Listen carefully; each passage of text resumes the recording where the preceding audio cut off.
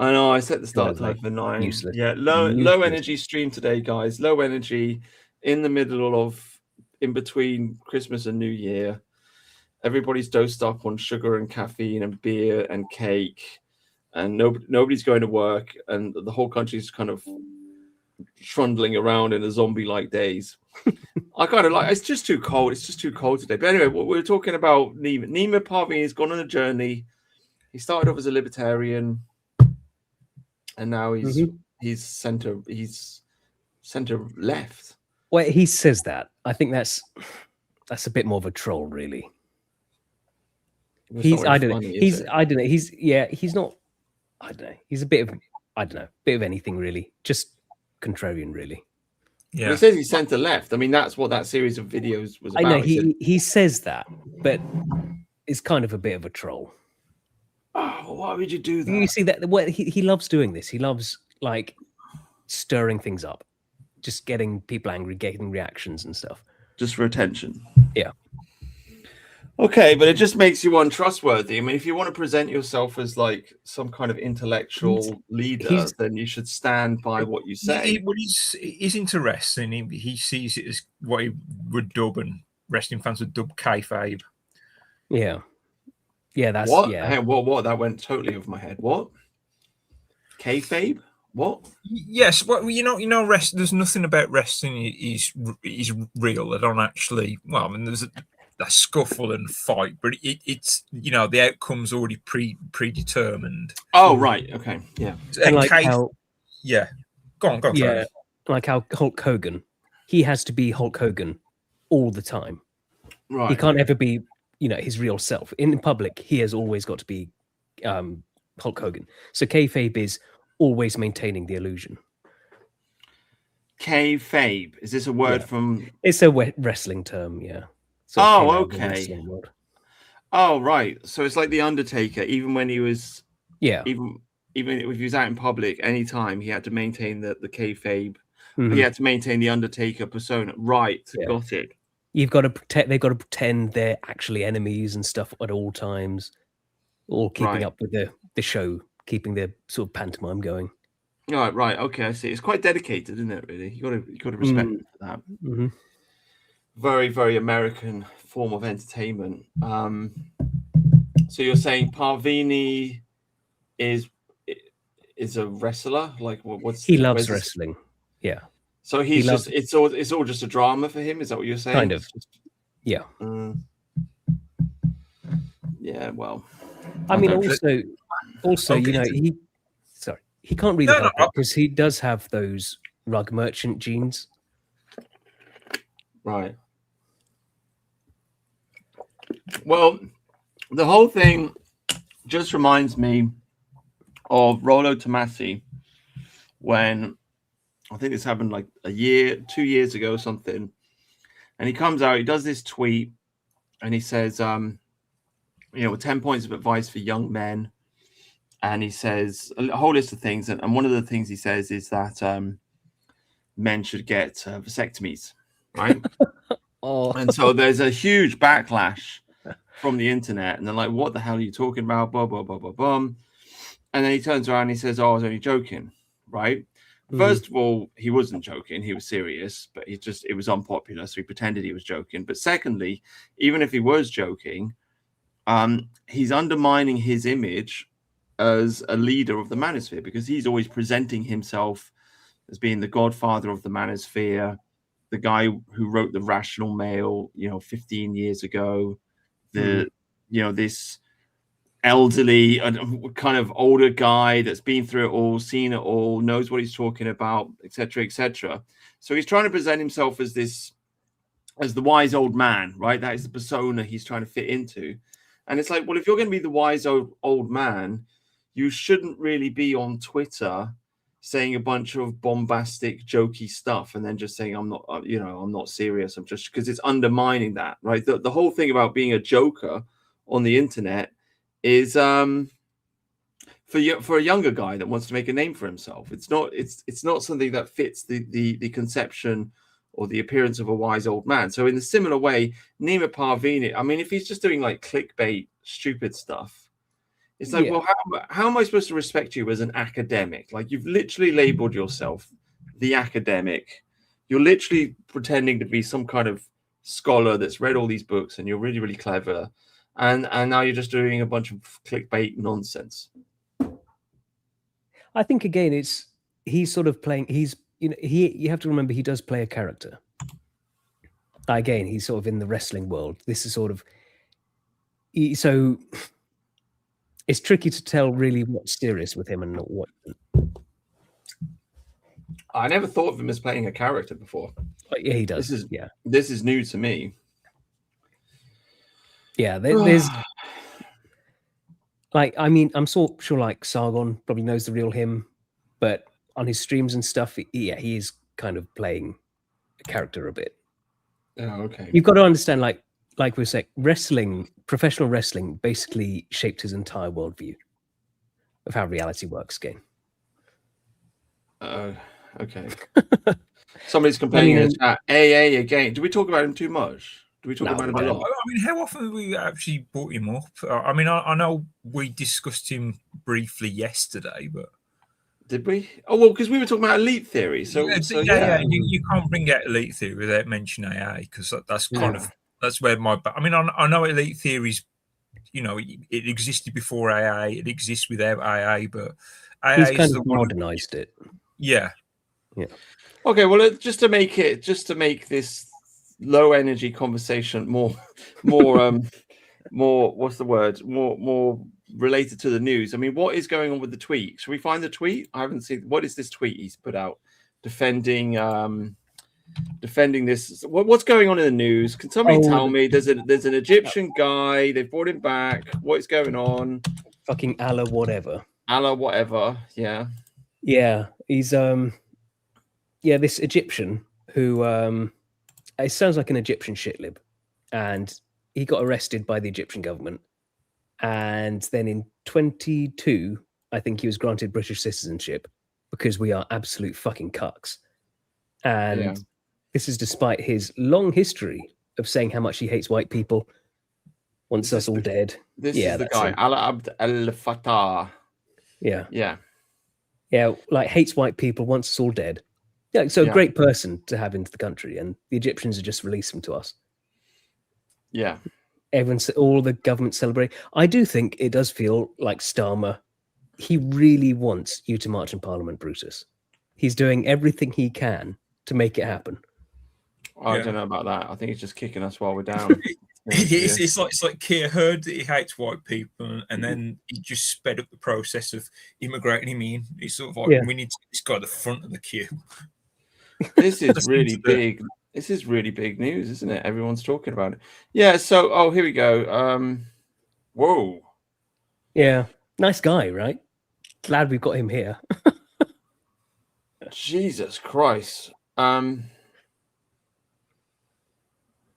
Well, I don't know about Liz Truss. Probably should. I don't know. Whatever. I mean, all the government wanted him here because he's one of them. He's a shitlib like all of them. Right. So this guy, is he English? No, he's Egyptian. Fully Egyptian.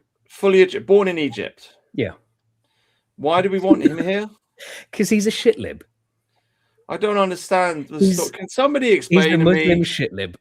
All I know is that we've imported this guy and he hates white people. That's all I know. I don't know anything about this story. Like, what? Why has everybody been campaigning to bring him here? Well, because he was fighting for gay shitlib values in Egypt. There must be more to it than that. No. That's what he's fighting for, and he hates white people. Ergo, he now has to live here. Yeah, because he was fighting for gay shitlib values in Egypt. In 22, we gave him British citizenship and said, please let him come here while he was arrested in Egypt. There must be a reason. There must be a reason. This is what the regime do. This is what they fund shitlibs in all these other countries to try and spread their influence. Let's see what the BBC's got, because you guys can you see that? Is that right? You're just thinking it can't possibly be this stupid. Have you learned nothing? The Conservatives called for Egyptian activists to be deported and British citizens. So he is a citizen.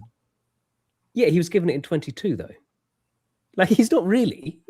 No, Okay. he's an Egyptian that we gave citizenship to in 22 because he's a shitlib and was arrested. So for is being it so Fatah, a dual British national, arrived in the UK this week after being convicted in 2021 of spreading fake news in Egypt for sharing a Facebook post about torture in the country. So so he's got dual British citizenship. Mhm. They arrested him in Egypt, and so they've been trying to get him back. He, So he that's was what's given happened. he was given this British citizenship after he was arrested.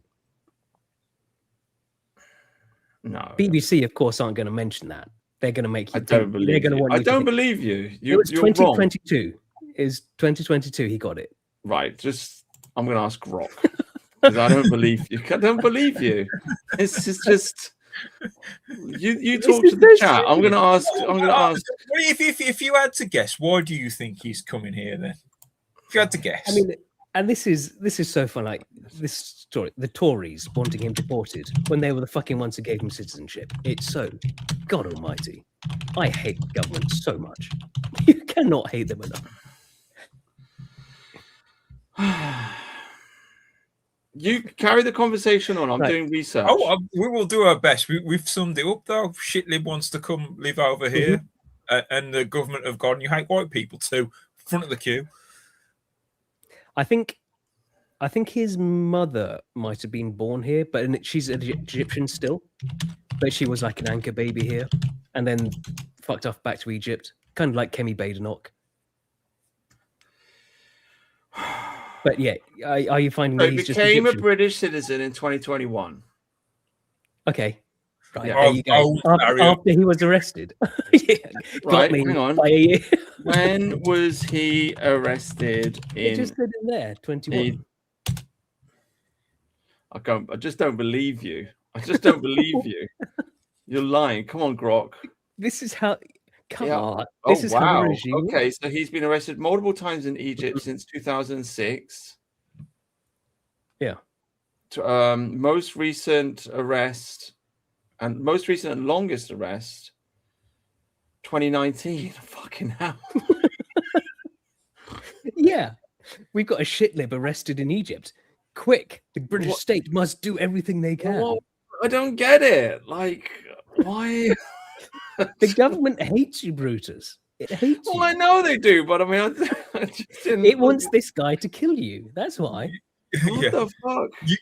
You're trying to find logic where there is none. Oh my god! So This is what I mean. Like Keir Starmer, I think he wants us to just remove him. He's doing everything he can just to be hated. I do think he's trying to provoke us into doing something, so he can crack down on us. Yeah, to be yeah. honest. no, that's just you. That's cope. Oh, It's just- okay. No, look at what he look at how much he loved the Southport stuff. That was It's- his. No, That it's was the cope. highlight of his. I bet it was entire life. rock hard for a week. Oh yeah. Whoa. Got my 24/7 courts going. Yes. Fuck Oh you, the my British God. people. Oh wow. We love that. I No, bet I bet them Ukrainian boys were round all the time during that period. Oh, yeah. Oh my god. Yeah. Allegedly. Holy fuck. All right, should we talk about the other big story of the? I've got. Sorry, like this is 20 people watching. Let's entertain the. I don't want to talk about this anymore because this is fucking horrendous. This is the other big story of the week. Tharim, you got to stop sending me this stuff, right? What's this? So just people complaining. Like, I don't know why you're still with that toxic Latina. The toxic Latina replies, "Me and more." I don't know if you wanted, Is this your smiling med girl sort of thing? Is this I don't part of this? You want the smiling brown girl? Is this it? Well, I wouldn't say no. Rather than the moody white Nordic girl. Yeah. I wouldn't say no. Anyway, when I come to Power joke. Brutus, and I enact the allergy immigration policy, you'll be in heaven, mate. Yeah, that is exactly. I will vote for that. That's why I want to march on Parliament. Anyway, joking aside, this is the other big story of the week. Did you guys see this blow up on Twitter? A bit. There's like it's the Somalis in Minnesota, right? So this guy Nick Shirley. I mean, this is some pretty good journalism. I got to say, he's young. He's made a name for himself. Well done, Nick Shirley.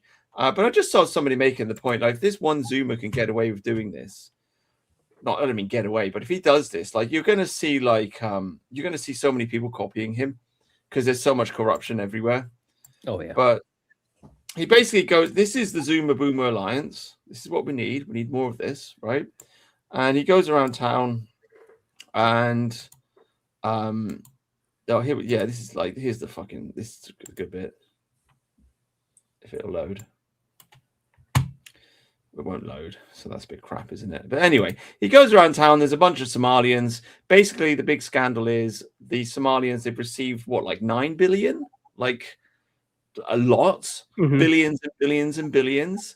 And they're running care, little, like, what do you call it? It's not a care home. It's a caravan. It's a nursery. It's not a nursery. What is it? Yeah, it's like childcare and stuff. Childcare. They're running childcare centers for children, but there's no children there, and it's a massive scam.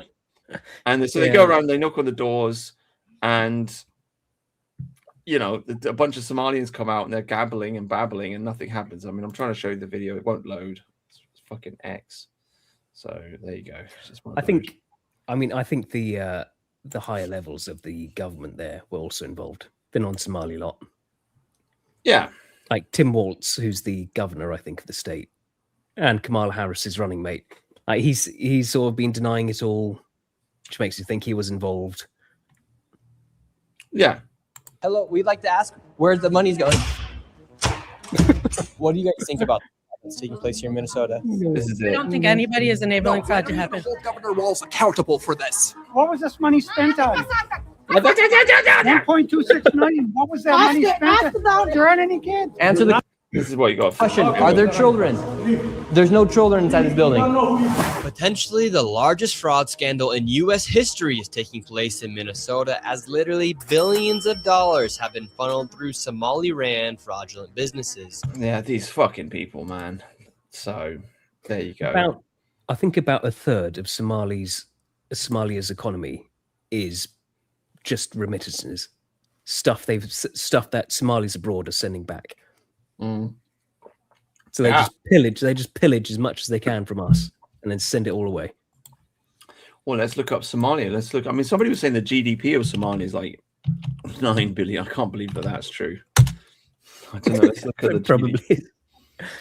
Oh my God. Let's look up GDP. Oh my God. The gross domestic product of Somalia is 32 billion. Right. And they're making like half of their money in America. Like, whoa. Yeah. Holy fucking shit.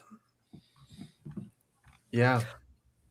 Well, and then and it's not even a country. Not really. It's a failed state. Yeah. Like, I mean, you can look at the map. It's like half of it's just, they don't even know what's going on. It's just pirates, basically. Yeah. It's amazing. We've got like the most powerful navy in the world. We can't just go there and kill them. Just kill the pirates. Like, literally, just kill them. Like, what are we even talking about here? I mean, we do run anti-piracy missions, like off the coast of Africa. I think that would just be so fun. When you're on your big warship, you see these little fucking African pirates and their little boats with onboard motors. You just blow them up with cannons. Great. But yeah, I mean, we should just annihilate Somalia. They are probably the worst people on the planet. Did you ever see the film Captain Phillips? No, but I know. Yeah, I'm the one with Tom Hanks. Yeah, I'm the captain now. Yeah, well, the bit that really winds me up about that is the physiognomy of these people. And yeah, right. It really winds me up. It's this really weird, like, goat face they all have. All right, Grok. What is the average IQ of Somalia? This is what the show is now. It's me talking to Grok. Sam Hyde does it. 65. I think it's about 65. I'm sure Sam Hyde does it. Yeah. Oh, okay. 67 we're such a small channel at this stage with 20 people. Maybe we'll go under the radar. Yeah. 67. 67. Oh, doing well.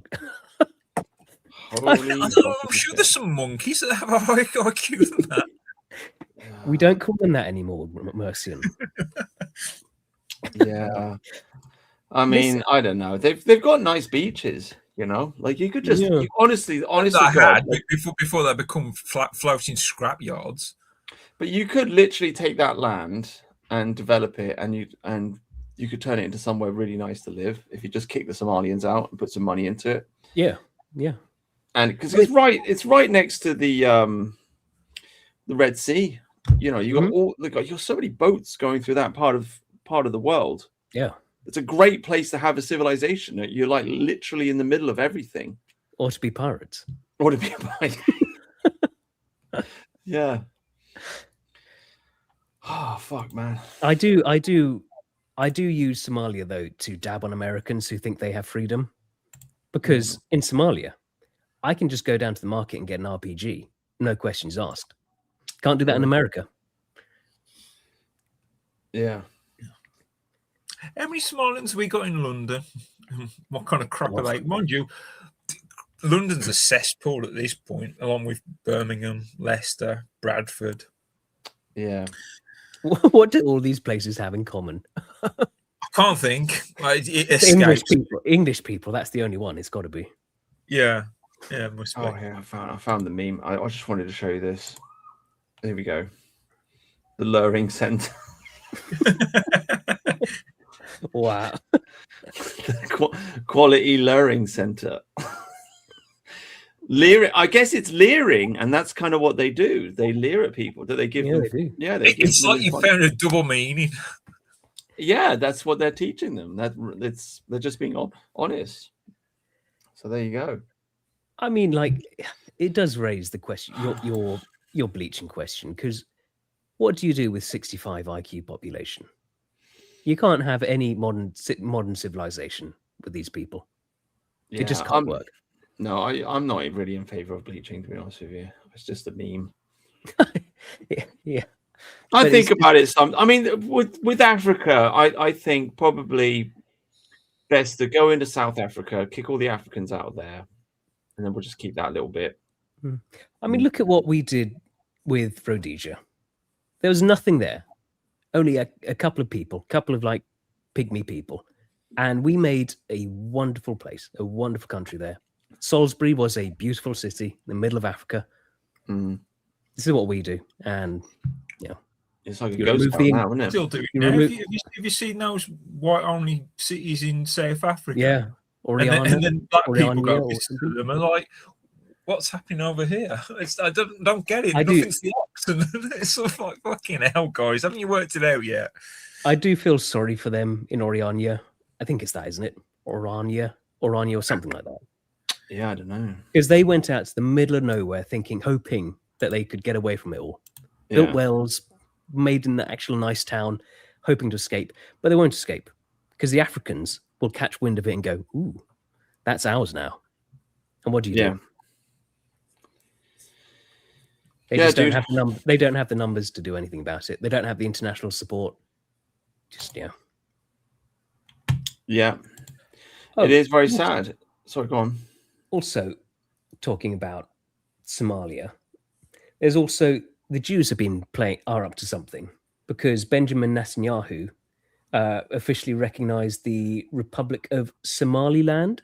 Oh my god! Which is kind of like the land just above Somalia. Oh my god! Right, so it's like the failed state breakaway bit. I have no idea, but it's Somaliland. It's kind of just above Somalia. Yeah. Go on. I've got it here. I can share. Republic of Somaliland. Right. Yeah, it's the breakaway bit. Yeah, got it. Yeah. And Netanyahu has officially given it his recognition and support of Israel. Why? Right. What are they up to? I just don't trust that. Nigel Farage responded, going, "Somaliland deserves this status." Wow. Yeah. Why does Nigel Farage care about Somaliland and the Jews' opinion on it? Yeah, it's kind of a strange one, isn't it? I mean, here we go. See, I'm just, I I'm just trying to. Oh God, I've got too many. Like, let me remove that. I'm just trying to. They've got nice beaches. I'm telling you guys, they've got really nice beaches. Yeah, Look at this. I'm sure it Look at was this. nice like a few hundred years ago. That's not so. And Nice. there's no people there. That's I the only think- makes it work over there. I think the Italians kind of owned that part. Yeah, Yeah. Yeah. It's a bit of a desert, to be fair. I mean, it's too sandy for me and hot. Yeah. But Okay. but some people like that. We could have nice places. This bit's all right.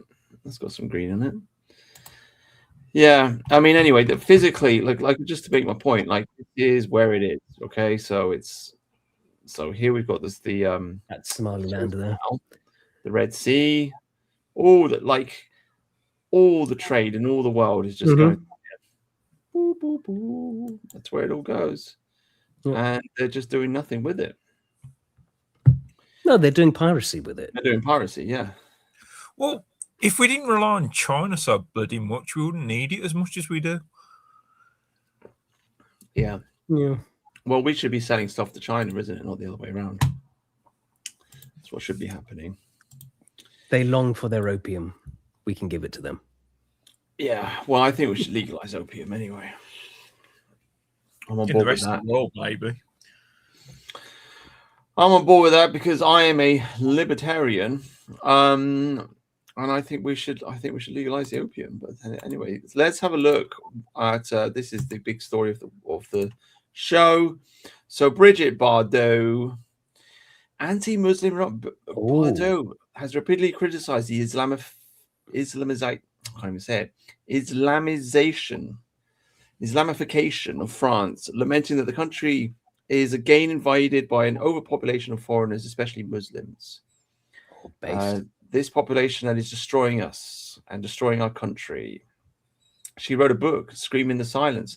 I tried to find it. I don't think it ever got translated into English. I'm sure somebody might do it now that she's in the news again, but who knows? But basically, it was a rant. This is back in 2004. She just fucking kicks off. She's just like, I'm fed up with all the gays, and I'm fed up with the Muslims, and I'm fed up with all the pedophiles in school, and I'm fed up with all this shit. And they took her to court, and they did it for hate speech, and she had to pay like 5,000 francs as a punishment.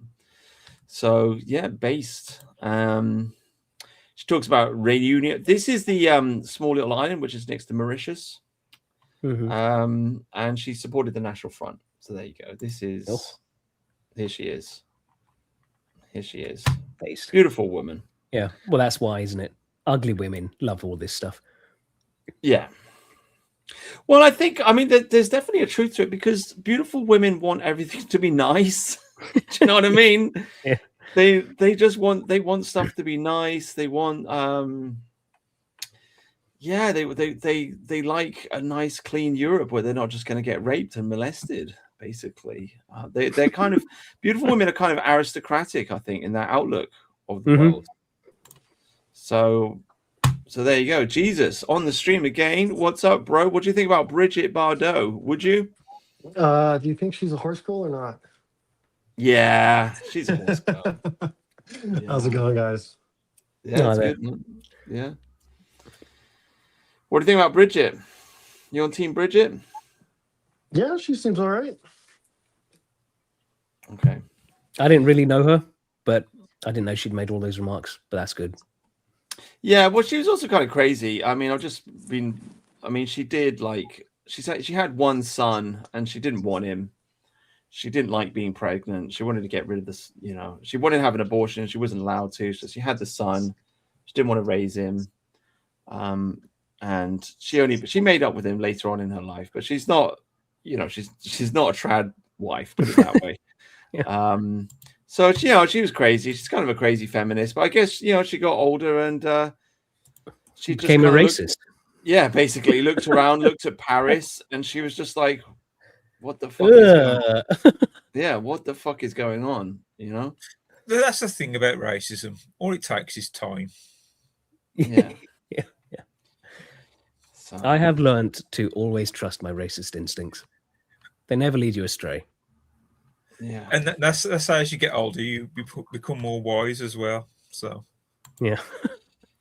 Yeah. it's That's almost how it like the works. two intersect. Mhm.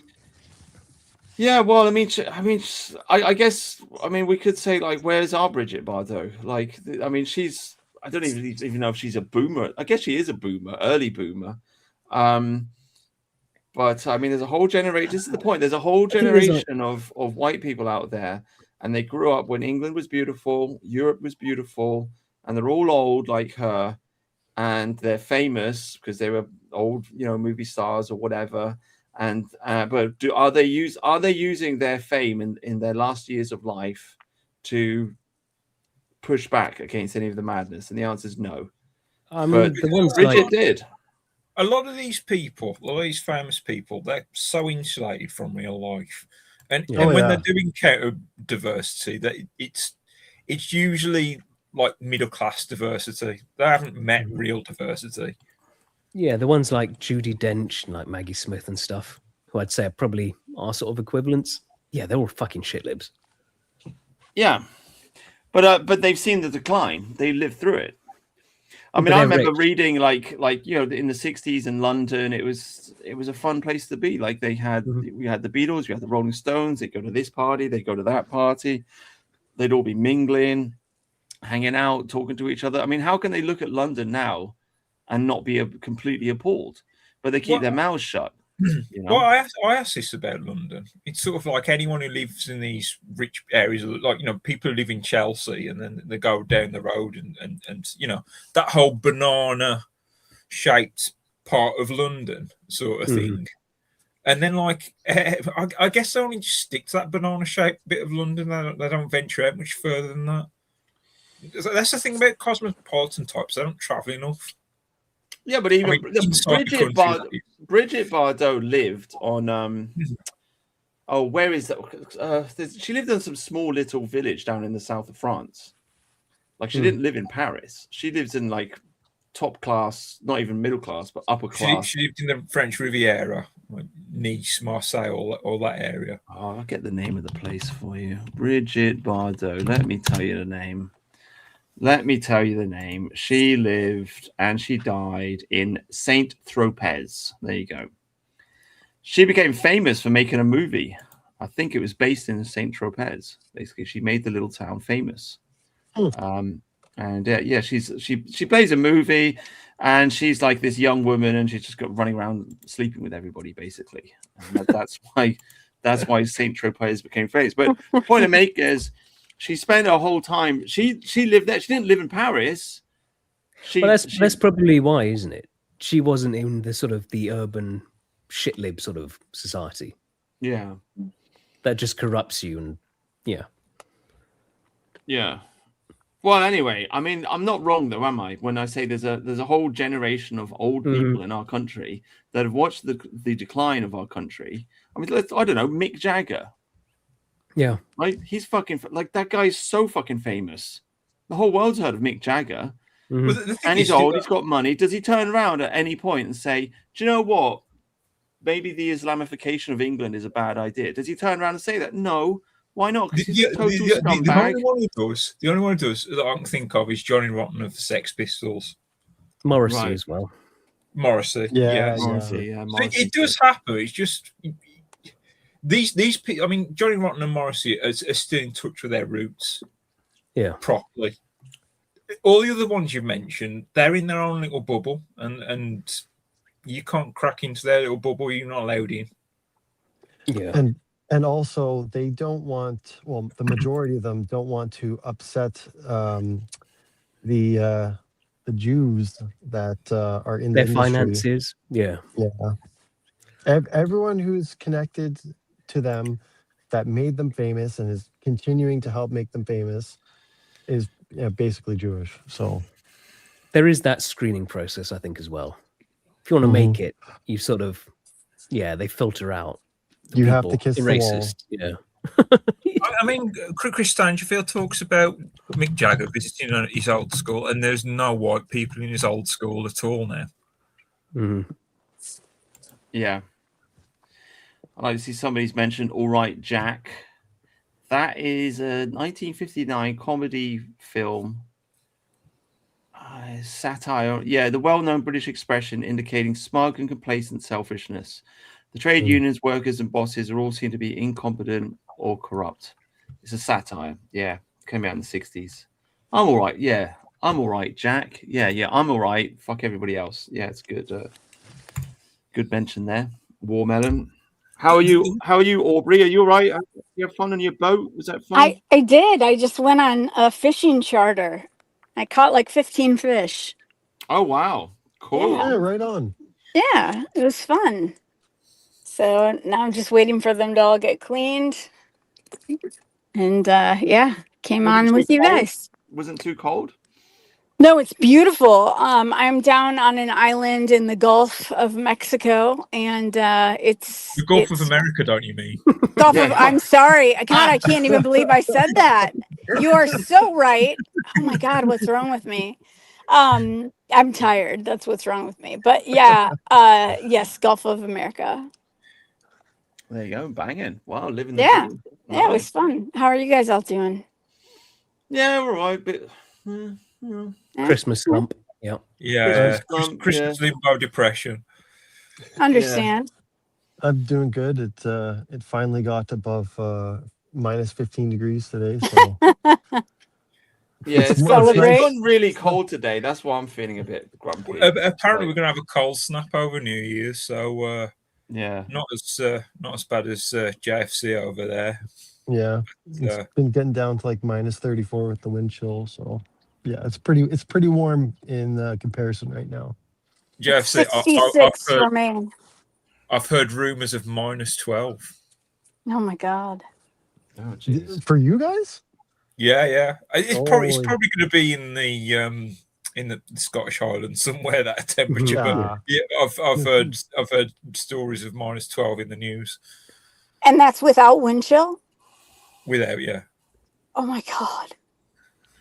That's horrible. Yeah, it's 66 here, so it's pretty perfect. What's that in an actual temperature figure? I think that's like maybe 18, 20, 66. You said that's like about 18. That makes sense to me. I can't convert. 60 is 16, I think. I mean, I don't know why we're saying that. I mean, we English invented that system. We abandoned it when they forced us into the European Union, or ECC, as it were, and they taught us we have to have the metric system. So anyone born after we joined the ECC had to learn the metric system, and now we've got a mixture of the two. I've tried to understand both because it's based. Yeah.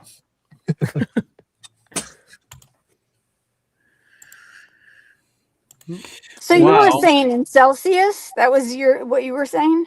Yeah. So what is that? 10 degrees Fahrenheit? I think it's less than that. It's less than that. But anyway, this girl's dressed. This says 10. Yeah. This girl's dressed for the winter. She'll be okay. Are wrong. There's many here. Let's have a look. This is a rather lovely 90 pickup on white steelies. Perfect spec. V8 110. Very flashy laser spots, and a normal 110, which is really quite sublime. You can't really go wrong with these new Defenders, I don't think.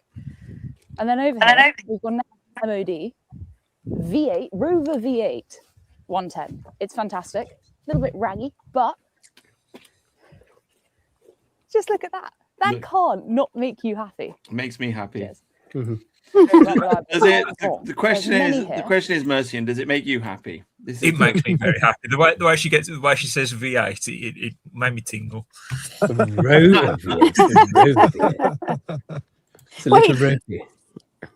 says I sound like the receptionist from Ghostbusters. What? Yeah. Baron Badger. Yeah. Don't know. I don't. Can you scream "We got one" for us? Can I what? Can you scream "We got one"? No, I'm not going to do that. Actually, you guys make fun of me enough on this show already. I just want to compare it. You know, maybe a nicer delivery of it. I don't know. What am I supposed to say? We got one. Yeah, the scene in Ghostbusters where it's basically their first paying job, and they take the phone call. It's for the Hotel Sedgwick, and they're reporting a ghost to Janine, the receptionist, and she's getting really excited, slams down the phone and screams, "We got one!" And then got one. There you go. I'm in a car. I'm trying to be funny. That was lame. Don't want to draw attention to yourself. No, I don't. There's a lot of people around. So that was my lame attempt. But I was a cheerleader, so I can be loud. I can yell. Yeah. Well, if you do it again in tonight's stream, I'll just stare at someone's eyes and do it and go, I'll practice for next time. I'll work on that. Fair enough. Where were we, guys? We could talk about Erica Kirk. The whole internet seems to be turning against Erica Kirk now. Yeah, they are. Which is kind of fucking hilarious. Welcome to the very first Turning Point USA Christmas Spectacular in honor of our Lord and my dear husband. Welcome to the first ever. Anyway, the point is the gloves are off, right? Kid yeah. gloves are off. People have had enough. Yeah, she's been doing this whole I'm a widow thing, I'm above criticism thing, and people have been going along with it for a little bit, and now they're just like, actually, do you know what? You're fake as fuck. Fuck off. What was that thing you shared on Twitter where she just said she was praying she was pregnant? Yeah, it's down here somewhere. Weird, isn't it? I mean, I can It's really understand weird. that. I would want the last little remnant of my husband if I lost him. I think Well, that's you'd kind want that filmed. No. I'm talking about wanting to be pregnant. Praying to be pregnant. Isn't that what you said? No, there's.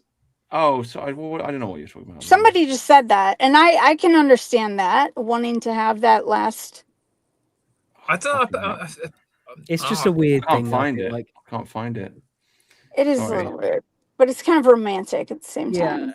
And then you had that footage you found of her over his casket and someone filming right next to it. Yeah, I can't find it. I'm looking for it right now. I can't find it. All I can find is Bjork. Good girl. The two really did seem to be madly in love with each other, though. But there was the weird thing. If this footage Brutus had was real, Fat Ash Carter. Ash. Oh my god! Ash Sarkar has turned into a water hog. I mean, fucking hell! What happened to her? Well, she just fucked like a champ. I mean, oh god! Wow. I mean, we've got this like. Our holiday season can be really crazy. This holiday season, my prayer for you is to honestly just rest. That would be my husband's message as well. There's a lot of noise out there. Holiday season can be really crazy. But I just pray that you find some alone time with the Lord. And I just fucking hate this Christian nationalism stuff. I really do. Yeah. Share my. I've got a thing as I well. can't find it. Oh no! Hang on, just because I've stumbled on this. What are the odds that 3 teenage friends grow up to lead 3 countries? Merkel. What the holy fuck? Like, what the fuck? I don't know. Just feel like I've glimpsed into the Matrix there. Okay. Yeah, I can't find the video. Sorry. This is true, isn't it, bros? Okay, then you handed me a towel, and all I see. Yeah. when the Jews come for you, Brutus, I'll remember you. You'll remember me. I'll remember you. Oh, mate. Yeah. No, it's I mean, also the thing is, like, where are her children? You know? Well, they're all a bit young, aren't they? Yeah, they're really little, like 3. And... Yeah. So who's looking after them? Oh, she can. The nanny. She's rich. They've always had help. Yeah. A nanny for each child. Yeah. Yeah. Oh, I found an important video. Yeah. So I don't know what's going on here. It's important. Yeah. Something's going on here. I don't know what it's got to do with Charlie Kirk, but it's dude. something that scientists should be able to answer. I think Yeah. the physics involved. Oh god, I can't find the video. Anyway, point being, there's a really weird video, and basically it's a close up, and Charlie Kirk's dead, and he's in the coffin, and Erica Clark is leaning over her, and just going, "Oh, my husband," and like the camera's just like super zoomed in. Well, and it's real. Filming. I don't it's know. like a super. It's really weird. That's just too much. There's someone else filming right over her shoulder. Yeah. Like, what I think Erica's that's doing, awful. What Erica's doing is fine, but like, who the fuck is filming that? Right. Yeah, and why wouldn't you just turn around and tell them to fuck off? Yeah. Yeah. So do you guys think she was putting on a little bit? Do you think she knew it was being filmed? To be honest, everything about the Charlie Kirk thing, he all weird. seems a bit of a grift to me. Everyone's grifting off of it. I know. It makes me sick, actually, because I think Charlie Kirk was a really good guy. I listened to him all the time, and I mean, I think he was a really good guy, and it's sad to me to see that he was surrounded by people that just want to profit off of him. I mean, Well, Candace Owens, say what you will about her, but she's gaining so much popularity because of all this crazy shit she's saying about. Yeah, it's just fucking nuts, isn't it? This is like our It's a husband's dead. shame. Our husband's dead. I know. Stephen, And that's not what he was about. That's really, I don't think that Charlie Kirk was about that at all. I think he was really, truly about trying to challenge minds and get people to think and yeah, question things again. Would Charlie Kirk have had Nicki Minaj as a guest? Mhm. I'm actually on. I'm No. in favor of that. I think Nicki Minaj is. Really? Oh, Brutus. Well, Oh, wow. she didn't take the vax. Yeah, I remember okay. that. Okay. I had to. I had to. You took the vax. I had to. My ex-husband was in the military at the time, and so we had to. Oh man! Yeah. Wow. Have you mutated? Have I what? Mutated. Mutated? I don't know. I hope not. Not to my knowledge. Wow. Yeah. Yeah. I shouldn't have just admitted to that. Do you know all the women that have all these butt implants? Do you think they're going to regret that? In like, yeah. I think that's What? so gross. Butt implants. Mm. Yeah, Is that really a thing now? Like, yeah. Nicki Minaj and all the women like Kim her. Kardashian. Yeah, Right. all have the butt implants, and it's so Some- weird. You guys think that's hot? No. No. There's also Hell just no no. need for it because you can work your butt. You can't exercise and make your tits bigger, but you can exercise and make your butt bigger. So Yeah. just do the exercise, isn't it? True. And for me, I don't think a lot of men care about the size. It's more about the shape than the size. It's a black thing. It's a Yeah. black psyop. It is a black thing, yeah. It is the big butts and the twerking. I think that's the most classless thing ever. Yeah. It's very primitive. Yeah. Yeah. I think Yeah, Joe Rogan touched on this, and sort of like it looks horrible. Yeah, I I know. do. Yeah. I think it's disgusting. I mean, I don't want to see that. Bum. You want like a peachy type bum. That's what you want, you know. Yeah. Yeah. Google that's that. Let's rank them. I've never really thought about the shape of my butt actually before, but you're saying peach is the way to go. Well, send us a photo. And Okay. Yeah, I'll do that. Yeah. Just share it on the screen. Okay. Sure, guys. Yeah. Yeah. I mean, like the stuff you see at Notting Hill Carnival and places like that. When it's just the women shaking these big jelly-like things, and then the men are just thrusting at them. Ugh. So that's dancing nowadays. You know, if you go to a club or something, I just people are basically getting it on the dance floor. Yeah.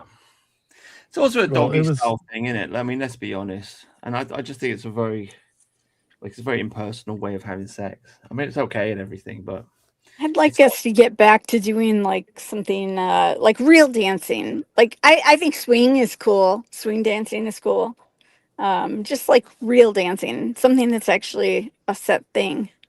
But I don't know if that'll ever happen again. We did talk about this. Nicely wanted to get into dancing because there's so many women and no men doing it, like in like actual sort of proper dancing.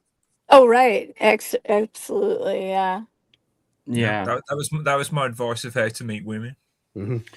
Well, I think like in the old days there were dance moves and everybody knew the dance moves, and you would ask a girl to dance and there would actually be like moves that you would do with her, and she would know them, you would know them, and it was nice. But now it's just, I mean, we've played videos like this before. Like we played a video of Ibiza, you know, and it's just a bunch of people just standing there, nodding their head. They're not really dancing at all. It's just like so. It doesn't really work without the rules, without a set, dance moves that you give to ordinary people. Because most people can't dance. There are some people, they have a natural flair for it, and they can dance to that sort of music, and they will make it fun. Most people can't dance. You got to give them a certain rule, a certain pattern to follow, and then they will get into it. The thing is about this sort of dancing, I mean, it can be really sexy as well. Like really sexy. You think about like you remember the Latin dances. Oh, absolutely, very hot. Yeah, in Brazil they got faux whore, which is fantastic. Is that a dance? I've never heard of that. Yeah. Huh. Yeah, it's good. But yeah, like the merengue and the rumba and the tango. I mean, they're very sexy. And yeah, if you've got like some rules, I mean, think about how much more fun that would be. Think about when you're in like high school or something. And did you guys have dances that you would with your guys and girls or whatever? And people just stand there. They don't do anything. Yeah, I mean, I think a lot of English people just jump up and down and sing along to a lot of the time. Just jump up and down. Yeah, it's shift weight, jump up and down, sing along. Mm-hmm. I think the weirdest thing was during the, like, I guess it was the OOs, when it was all the like trance music and everybody was like on ecstasy and people are just, I didn't understand that music, first of all. Like dubstep and whatnot. Yeah, dubstep was never really such a big thing in America, but I've heard some of it. It's kind of crazy. Skrillex. Right. It's fucking banging. How do you dance to that? Yeah, you don't. Let's get back to the balls like you guys used to have, the big ball gowns and the tuxedos and Here we go. suits. I found a good video now. I found a good video. Let's look at this. Hang on. Stop screen. Share screen. Where is it? Yeah, here we go. This is Brazil, right? This is just ordinary people. You know what I mean? Fucking banging. I mean, music's kind of terrible, but you can see, like, you know, you got like. This isn't tricky. It's a lot of wiggling, really. It's a lot of wiggling. Yeah, you just gyrate your body against the girl. It's great. I've misspent my youth. I've misspent it a lot. Yeah, but you can see the male female dynamic there, right? You go to the dance, you ask a girl to dance with you, and you stand up and you dance and you know gyrate against each other, and everybody's happy, you know. Well, my grandparents, that generation, they loved going to dances. Yeah, that was the thing. You always did. Just go to the dance hall. Yeah. Let's look up. What is that famous? Let's look up Ibiza then. I've got to say, Bruce, my hips don't move like that. Yeah. With work they could. With work they could, I'm sure. Yeah. Oh, this one looks. I don't know. I'm just finding random videos here. Let's have a look. Oh fucking hell.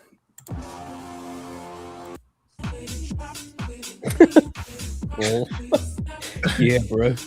Very lively. Just standing. Yeah. No, what are they doing? They're just standing on the dance floor with a drink in their hand. They're not fucking dancing. Like, she's dancing, to be fair. But, well, she draws you attention, doesn't she? Eh? She draws you attention, doesn't she? Well, yeah. You know. But Well, I mean, there's other reasons I think that she draws your attention. Are you sure it's not the hips way? Yeah. I mean, what are you watching? Oh. I've got one. I'm a tit guy anyway, so you know. Yeah.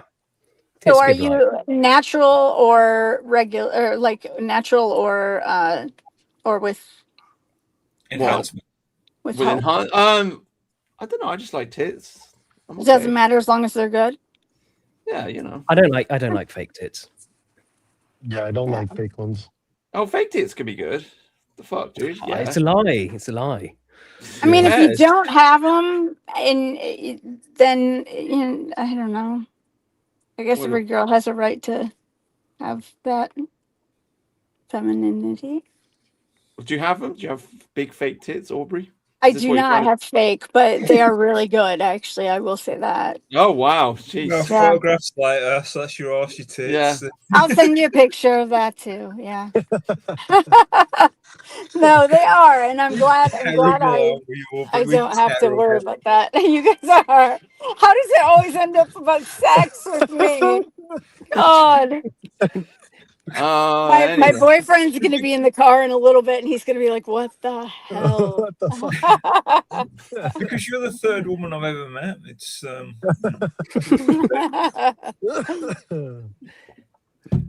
Anyway, fake boobs are great. There's no problem with them. No, Yeah, it's okay. Yeah, why not? You know. as long as they look good. What about huge ones though? Like, I mean, they've got to be No, like. no. Are you more into natural, hot? Yeah, it's like you want like a little bit of cleavage, don't you? Right. Exactly. Also, when they're fat and they've got big tits, that doesn't count because you're fat. No, that doesn't count. Yeah. I mean, I don't know that they're great if they are. Yeah, big floppy tits are a bit like, yeah. It's not too great. much. You want perky, like a handful, right? Yeah. Yeah. Mhm. I will Can I say say that? this. I will say my Brazilian girlfriend had fucking hard tits. That's what I'm gonna say. They were like hard to the touch. So they were fake. Were they fake? Yeah. No, they were real. They were just really, Really? firm. She Yeah. told you. Really? Really like naturally. She told firm. you. No. They were just really naturally firm. I just remember it clearly because like she'd look at other women and she'd say like, "Look how floppy her tits are." Huh? Yeah, you don't want floppy. Because she was obviously naturally very proud of them, because you would be. Well, But, that's I mean, what they she were said. really firm. Like there's something in the water down there. I don't know what it is, but they were really firm. Yeah, they were fantastic. Yeah. So it is a thing. I haven't you really know? felt other women's tits, so I'm not really sure, but I just can go by my own experience of my own. So Yeah. Well, just ask. Go to the beach and just say, "Look, I'm yeah, just curious. I Can mean, have a little squeeze." sure, You'd probably get sure. away with it. I've tried it. It doesn't. It doesn't work so well, No. right? I'll give it a try. Yeah, give it a try. I think No, a lot of girls would be into it. They'd be okay. And just say you like a professional or something. Right. Listen, this is for this is for a podcast, guys. Screen them for breast cancer. That's what you're doing. Right. Yeah. Right. Yeah, like the scene from Fight This is Club. for research. Oh, this Isn't is. this- Oh, we were isn't talking this- about this. Is the put it Yeah. on full screen, will you? Yeah, that one. There we go. Yeah, it's the sausage fest. Yeah, just a bunch. This just looks like absolute hell, doesn't it? A bunch of men all squashed in together, loud music, sweaty, all rubbing against each other. Oh, I mean, I'm Yeah. seeing some horrible haircuts too. That But guy's a fun. this guy, he's bald and he just combs it right over the top. Oh my, yeah. Oh my God, yeah. Are He's there fully some bald. bowl cuts going on I mean, here? did he paint his beard on as well? Has he got serious testosterone problems? It does Maybe look it's bit not like a that, doesn't man. it? Maybe it's a woman. That's making a transition. Anyway, it's a sausage fest. Because who was complaining in the chat about using the word sausage fest? Who was that? Who's the guilty? I remember seeing the thread. I don't remember recall it. The guy in question, he sort of suggested it was like a feminist critique of men. It was John. It was it was him. Yeah. Sorry. Anyway, so we've got a chat on Twitter, and somebody said sausage fest, and then John said it was like a feminist thing to use the term sausage fest, but it is a sausage. Like if you go to an Ibiza club and it's full of men, that's a sausage fest. Yeah, and you don't want to be there. You don't want to be there as a man. It's got to be like 50-50 at worst, and then like 60-40 in favor of women. Yeah. Yeah, you don't want to be the only girl there either. That would not be great, I don't think. Yeah, I think you need like a few more women than men. That's you need to take away some of the competition, because a lot of those women just aren't interested, for whatever reason. To be honest, also to like really fix it, like the family friendly thing is best as well. Like you see that Brazilian video I played, the people that are standing around, they're not all just young people. Like the older people are there as well in the background, drinking beer or having a barbecue or doing whatever they're doing, and they just get together and they have a dance. And maybe the girl's dancing, but her dad's over on the side drinking a beer. Or do you know what I mean? That's how it should. That's really how it should be. That's a very Latin thing, and I like that about the culture. I think that's kind of a cool thing when you go down there. I've got a friend that's Puerto Rican, and when they have like family parties, it's so cool. Yeah, no, they've got it. It's the whole Catholic culture thing it's spot on, man. It's really good. Joel W. Kemp, Mercy has never been out. Yes, I have. It was a Tuesday.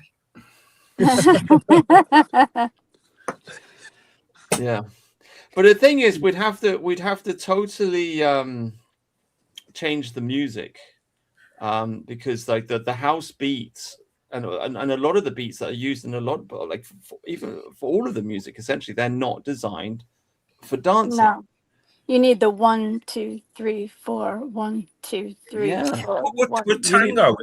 Like a tango or foxtrot? That's a 3/4 beat. Right. They're usually the 4 beat.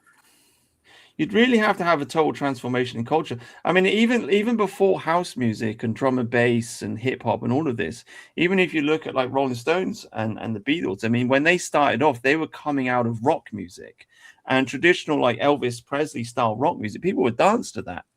And that was a man and a woman dance. And some of the moves they pulled off were fantastic, but that was designed for the dance floor. And then somewhere along the line, rock music became something that you don't really dance with a girl. You just kind of jump up and down, or you do whatever. And obviously the Beatles started making weird music, and music became something that you kind of listen, like Pink Floyd. You put it on and you listen to it and you get stoned to it or whatever, but you don't dance to it. So there's some kind of like fundamental shift in the 60s. The damn hippies ruined it again. Well, Once again. Yeah. Like boomers. The waltz, what I was saying about that's a 3/4 beat. When you think about like the Stranglers, Golden Brown, which is actually about heroin, but you can waltz to that quite nicely. Right. Yeah. Doors did a couple of songs that were waltzes as well, didn't they? Yeah. So basically, to waltz, all you need is any song that is in a 3/4 beat, you can waltz to it. Yeah. So you could. I mean, I think Oasis have done some B tracks like that. You can literally any 3/4 beat, you can waltz to it. Bring back the waltz. Yeah, maybe that's the way, because there is like I don't know. It's like on the one hand, I look at them dancing, and I think, yeah, that's cool. But then on the other hand, the music to me just is not attractive. It's just like it's a bit like Literally, if you want to try having a waltz and you don't like the traditional waltzes, just type into ChatGPT or Google or wherever modern songs are 3/4 beat. I promise you can waltz to it. Oh right, okay. Right, we'll do that. Yeah. So we start a waltz club, basically. Yeah. Yes. With modern music that's in 3/4. Yeah. Let's do it. That would actually genuinely be fucking awesome. That would really be good. I think that could be really popular. And what do you guys think about swing? Would you do swing dancing? I feel like that was more popular in America during the Yeah. jazz. Well, I don't know, because they have that whole the movie Swing Kids, which was over in Germany actually. I mean, it's not like it wouldn't have been over here at all. But like back in the swing days of America, we had acts like George Formby, which is very sexual in his own way, but in that English way of like, oh, Mister, oh. When this, oh, madam, I saw you in your knickers. I mean, that's what we had. Oh my gosh. Waltz Club all the way. I think we should get back to speaking more properly and writing more properly. I mean, you read things from the 1800s or whatever, and it's just like, God, look how far we've degraded the language. Yeah, no, I agree. I mean, we could go back to saying Sir or Mr. Tharium, Mr. Mercian, Miss Master Aubrey. Brutus. Master Brutus. Right. How are you doing? Yeah, I can't go for that. Yeah, Master Brutus. Yeah. Just make it very proper again. Yeah. Talk to people with their second names, basically. Yeah. Well, it was a beautiful language. English can be a beautiful language. Yeah, and all the what are they called? The contractions. I used to teach English. Get rid of them. Yeah, it's instead of saying it's, you should say it is. It is. Speak the language properly. Yeah, definitely. There was a girl I knew in college that was pre-med, and she would say ain't all the time. And I was like, I would never go to a doctor that said ain't. If my doctor said, it ain't that bad, I'd leave. I'm not going to stay there. Cannot instead of can't. There you go. Alphabet cat. Right. Yeah. And so with your accent, it sounds beautiful. It sounds lovely. Proper. Oh, right. Oh, should we talk like this then? I should do the Anglo gang like this from now on. Yeah. Well, it is. Shall we beat up that Mercian fellow? He is a rough. Mercian. He's a good. Mercian. May I point out to you, I'm working class. I'll fuck you all up. Fetch the Land Rover, Mercian. Shut up. We're going fox hunting. You're not invited. Don't turn it into a bullying session. I actually think you're right, Aubrey. I actually do think you're right. I think it's something that we could easily play to our advantage, because the left obviously won't do it. And so there's something very right wing about speaking properly. And so yeah, it's something that absolutely should be done. Yeah. All right, waltz and proper English is what we need to go for. Do you guys remember the Ebonics move in the late 90s that they were trying to make that a language in California? They wanted it to be a language in the US. Ebonics. Oh, well, they still do. That thing. I've only seen that as a 4chan meme. I didn't know that was actually a thing. It was horrible. They really were trying to push for that. In this country, they're pushing for Esperanto. Oh yeah, I remember that too. Oh, I did not realize this was actually a thing. Ooh. It's like pigeon, basically. Oh yeah, I've seen that. The BBC pigeon. Yeah. They eat duck caca. Yeah. I'm just trying to find the Wikipedia. It says African American Vernacular English. It's horrible. Yeah, a term coined in 1973 by African American social psychologist Robert Williams to describe the linguistic and paralinguistic features of the speech of African Americans. So he didn't. They weren't making it. They were just trying to classify it as a language. Yeah. Yeah, I just remember when in the late 90s, that was a thing they were trying to push.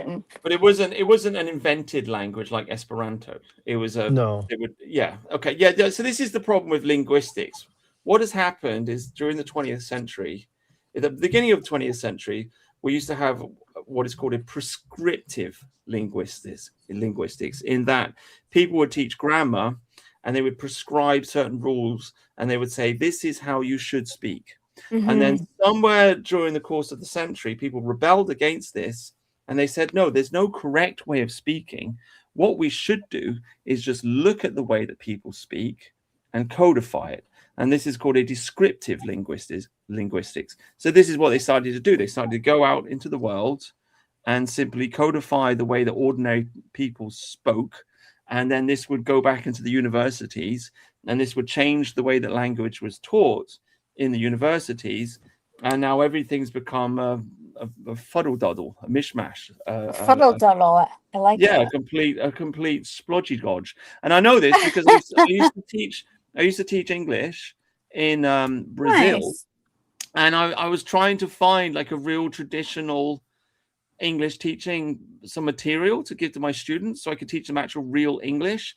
And I discovered to my horror that even Oxford University is publishing this, that they are following the philosophy of descriptive linguistics. Yeah. And yes, so they basically teach bad English. Yeah. And so what you end up with is a negative cycle in which the universities, which are supposed to uphold a good standard of English, they end up teaching this descriptive English, and that goes down to the masses, and the masses just speak badly, and then the universities copy them, and then it goes round and round and round until everybody's speaking pidgin English, basically. And that's how our language has been destroyed. That's how I think that was a really great that was a really great overview there. Seriously, I'm being serious. That was explained very well.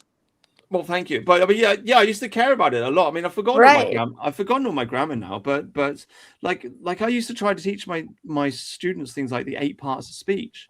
This is being like completely eliminated from English grammar now. I mean, they've even gone in and they've broken the grammar.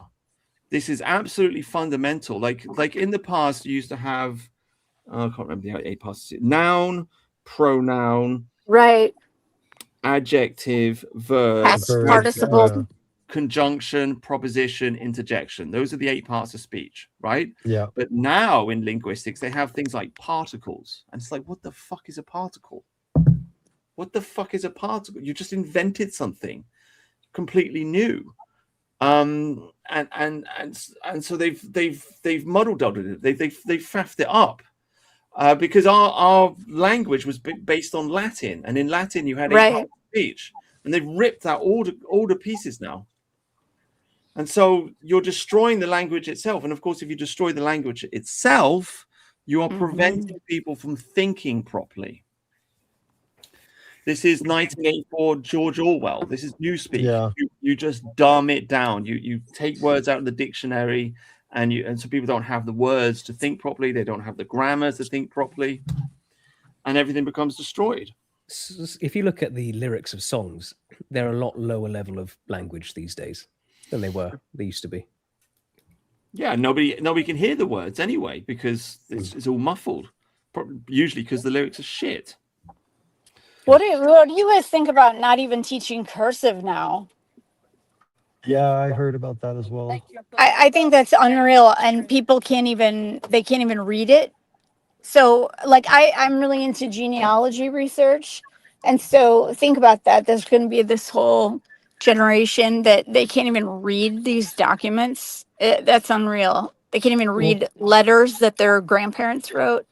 Well, like how are you supposed to come up with your own signature if you can't write in cursive? Right. Yeah. Right. It's You just learn mind-blowing. your name only. Oh, well, I found it a bit weird because I was exclusively taught in cursive how to handwrite, and then by the time I got to secondary school, everyone kind of rebelled against it, and I stubbornly stuck with it. Yeah, same.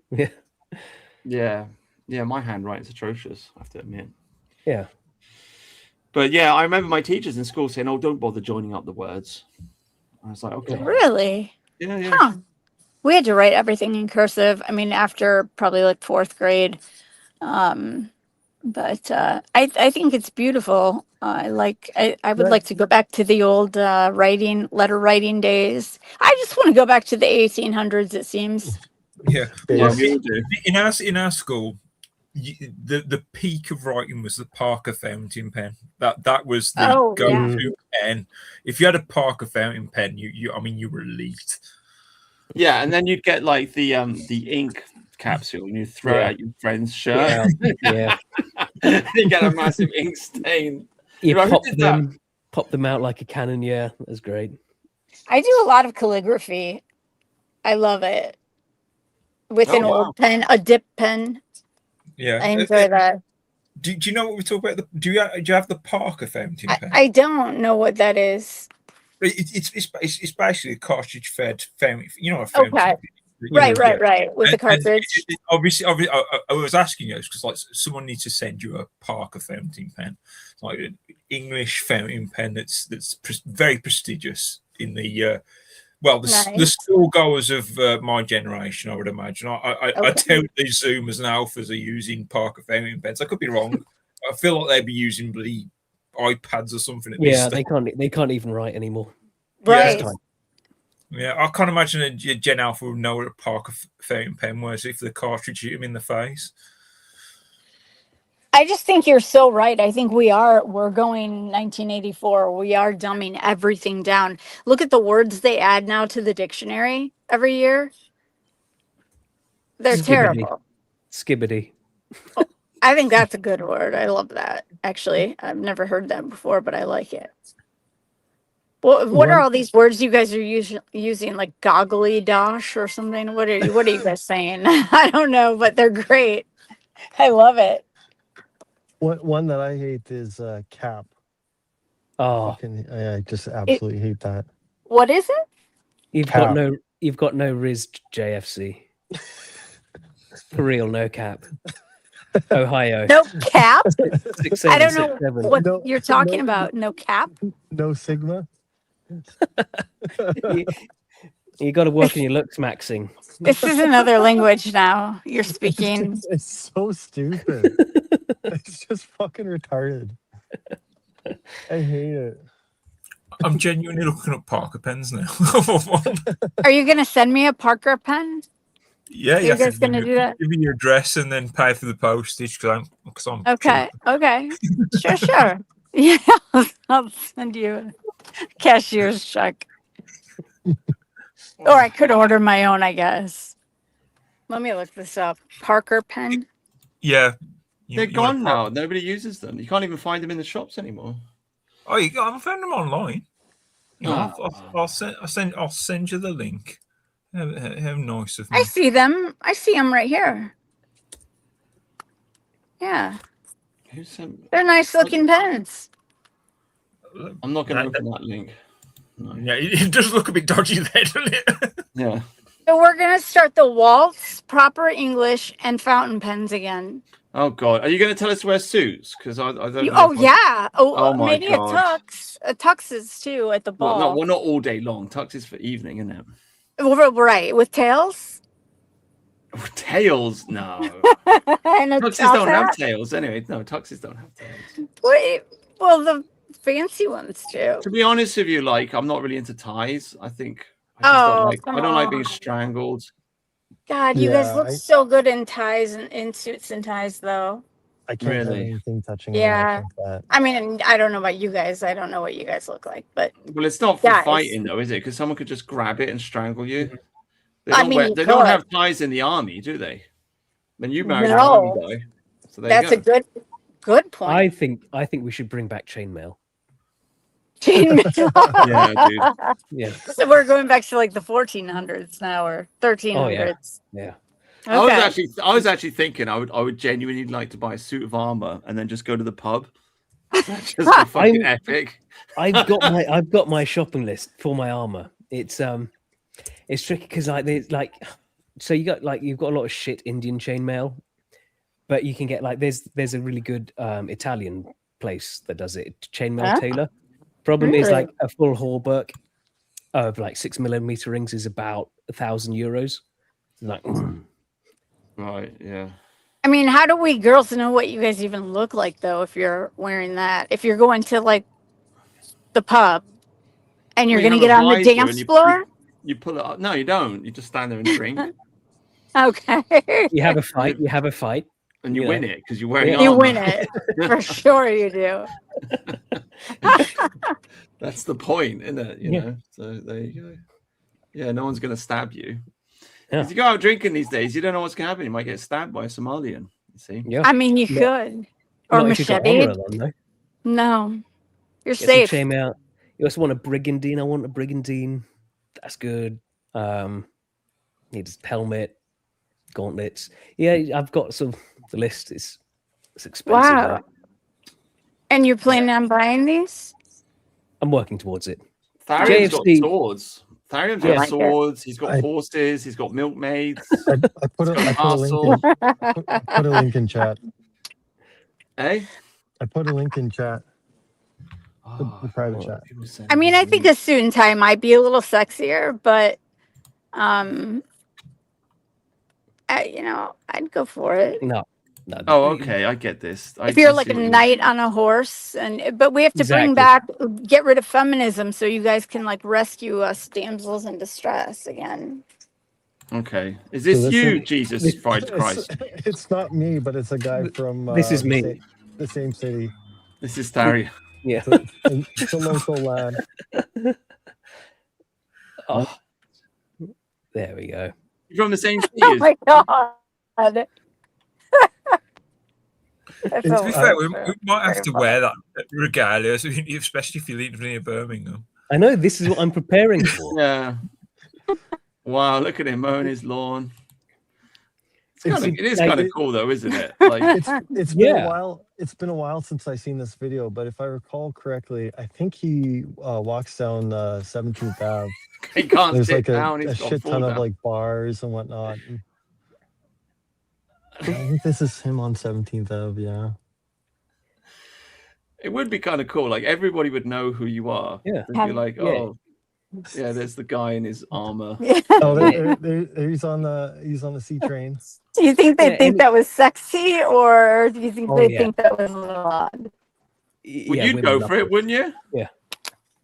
Huh? Aubrey? I You totally go- would, you especially if go. you have the horse and the sword. Then any ruffians, Totally you would know, go for everyone's gonna come to you for help with any ruffians.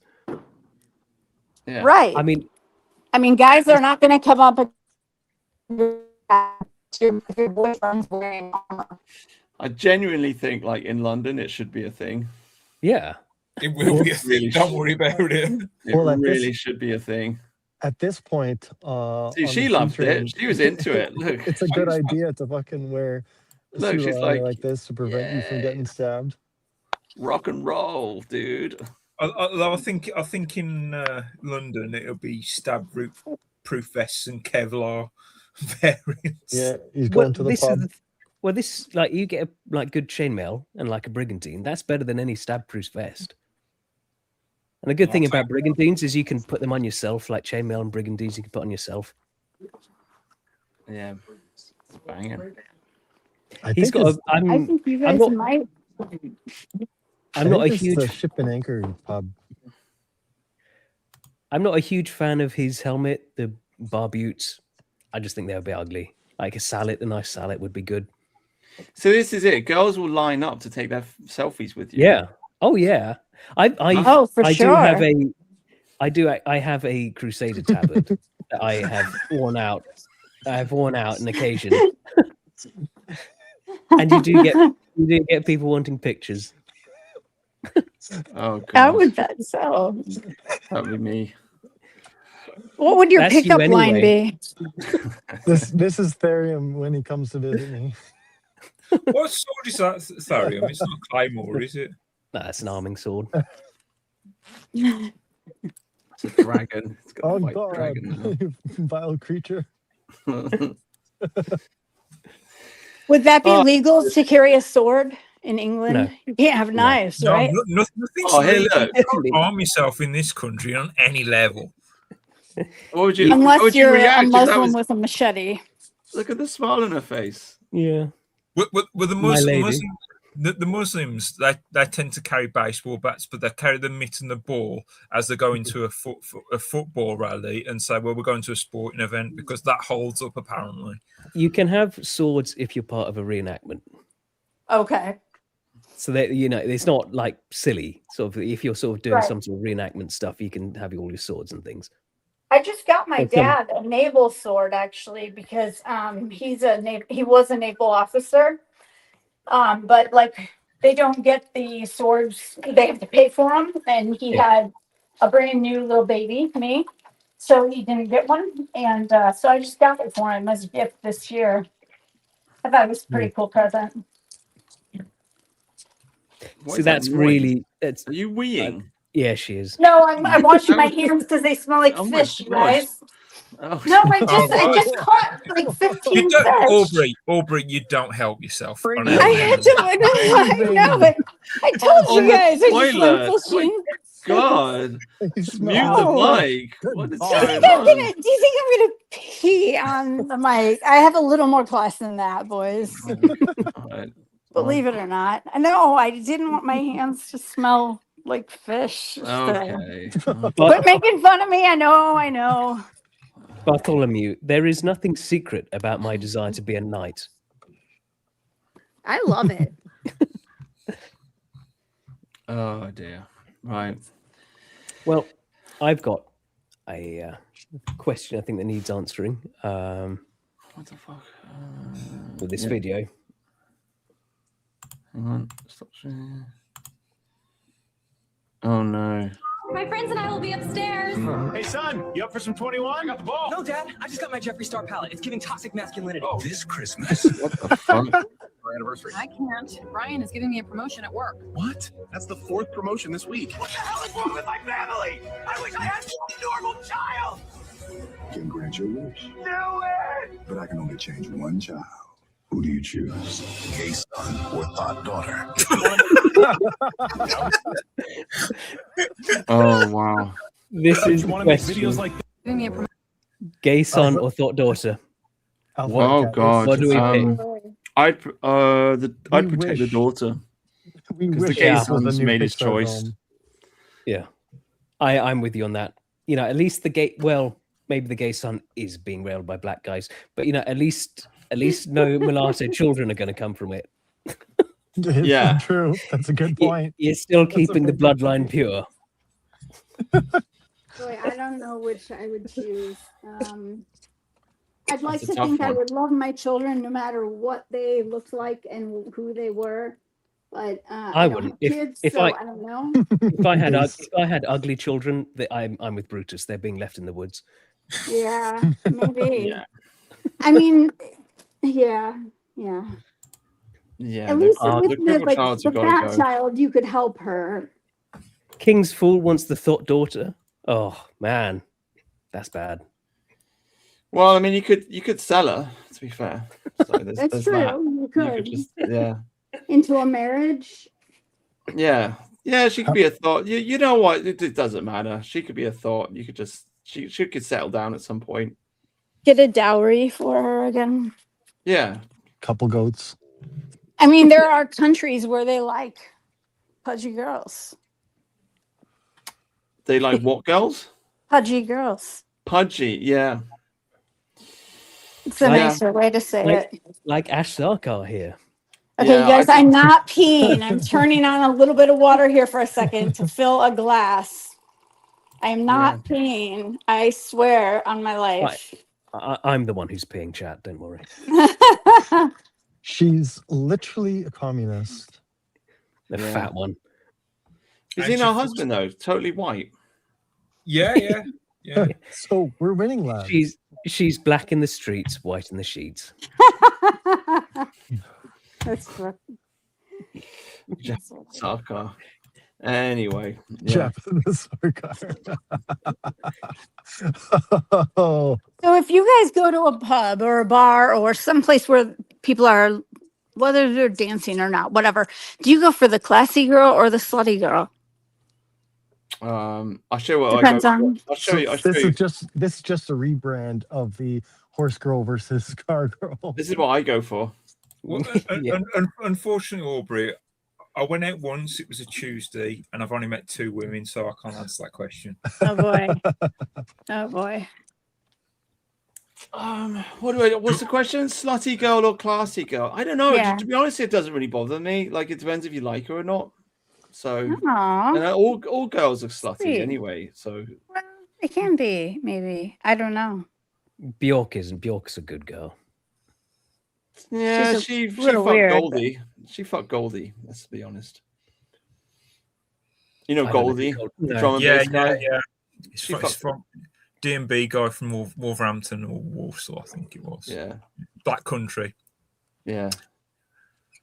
She's a That's nice what a girl. Black Country geezer looks like. Yeah, dude. She's not posh. She's not a posh girl. She's just from Iceland. There's only about 10 people living in Iceland, and she's just one of them. But anyway, this is just a show she did for like some kids. This is kids TV. Imagine having Bjork on kids TV telling you how to take it. This looks like a city, like a little model of a city. This is what I needed when I was a kid. And this beautiful television has put me, like I said before, in all sorts of situations. I remember being very scared to it because an Icelandic poet told me that not like in cinemas where the thing that throws the picture from it just sends lights on the screen. But this is different. This is millions and millions of little screens who send a light on you, some sort of electrical light. I'm not really sure. But because there's so many of them, and in fact you're watching very, very many frames when you're watching TV, your head is very busy all the time to calculate and put it all together into one picture. And then because you're so busy doing that, you don't watch very carefully what the program that you're watching is really about. So you become hypnotized. So all that's on TV just goes directly into your brain, and you stop judging if it's right or not. So you just swallow and swallow. This is what an Icelandic poet told me once. And I became so scared to television that I always got headaches when I watched it. But then later on, when I got my Danish book on television, I stopped being afraid because I read the truth. And that's the scientific truth, which is much better. You shouldn't let poets lie to you. The scientific proof. I don't think the poet was really lying all that much. I got lost at Swallow and Swallow. So it's like your books, isn't it? Like your books. it is. It is. It took me right there. So it hypnotized me. I wonder why we go to sex around you. I know. You blame it on us. I asked for it. Literally It's asking you for guys. Literally asking for it. She is right, though. I mean, of course, the television does brainwash you. Like, you go into like beta mode in your brain. You go into like a hypnotic state, don't you? And then that's how that's how you absorb all the ideas. For your direct democracy to work, we've got to get rid of TV. Yep. Go back to plays, right? I'm going back to the old days again. People need to read, that's for sure. Right, for sure. I don't know if we need to get rid of TVs. I don't think it's the TV so much as it is the program. content. Right. Yeah, it's the quality of entertainment we consume. And it has gone so far downhill. I gave up TV about 6 years ago, and I don't think my TV has been on in my house for like 4 years. I just don't use it. I've gone to books and audiobooks completely. I've Yeah, got we the know BBC. about that. We've heard about that. Yeah. Yeah. You guys heard about my audiobooks. Your I porn read those a addiction- lot. Yeah. Your porn addiction has taken you away from the TV. It is. It is. Fantastic. Oh my god. Yeah. You guys know a lot about me that you shouldn't. Yeah. I got the BBC guy coming around tomorrow. I got a letter. He's coming round. He's gonna come and bang on my door. Oh really? Yeah, dude. Yeah, I just remembered. I've got the letter sitting on my desk. I did sign up. I sign up every year and I say, look, I don't have BBC. Leave me alone. For some reason this year they didn't get the message. You guys have to sign up for that separately? You have to tell opt them out. every single year that you're opting out of the BBC. Yeah. You have to tell them. Oh, And if you because they forget- want to. It's Yeah, the they TV want to tax, get right? you. Yeah, you. That- But that is- it's not just the BBC. You're in this country. You're not allowed to watch live TV without a TV license. So What? yeah. It's like, imagine that for a tax. So basically, Oh to my get out, god! you're not allowed to watch the BBC iPlayer, which is like obviously BBC's catch-up internet service kind of thing. You're not Yeah, allowed to watch live TV, which I think technically means live YouTube videos, if I'm not mistaken. I don't know that Probably, one. Yeah. No, it doesn't. But I think they want it to. I know they Yeah. want it to. I know they want it to. It wouldn't surprise me if they start trying to pull that one though, because they're not known as being reasonable, are they? That's crazy. But yeah, TV tax. all those memes about like the UK, like, "Oh, do you got a license for that?" That's all based on reality. It's Oh my not just God. jokes. It probably started with the TV license, and it's been getting gradually worse since then. I mean, we've never really been a massive gun culture, but like you could actually buy weapons. I'm gonna say freely, but like you could have pistols and things like that before 1995. Mm-hmm. Yeah, we were a big gun culture. Yeah, we were. Like, you go. Well, like, I mean, I'm old enough to have actually walked into a gun shop in this country and seen all the range of firearms. Like, Yeah. I try explaining that to some of the Zoomers that I know, and they're like, "You're lying." But if you go back to 1900, like 1900, everyone was armed. Mm-hmm.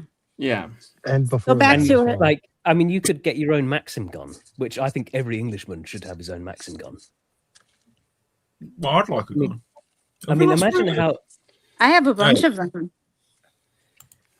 I mean, Yeah. imagine how quickly you could fix London if every Englishman had a Maxim gun. What is a Maxim gun? I'm Machine looking that gun. up right Old now machine too. gun. Oh wow, my dad has one of those. Really? He's got a machine gun. I don't know what he collects guns, so yeah, he does have a. I don't know if it's that kind, but he's got a machine gun. What do you think we should throw? Are you up to date with most firearms these days? Like, what modern guns would you like in a perfect world, or are you a vintage fan? Do you mean had you like legally in Britain at the moment, or just No. Let's assume we're 1900 rules on. We're weapons. Somalia. We're in Somalia.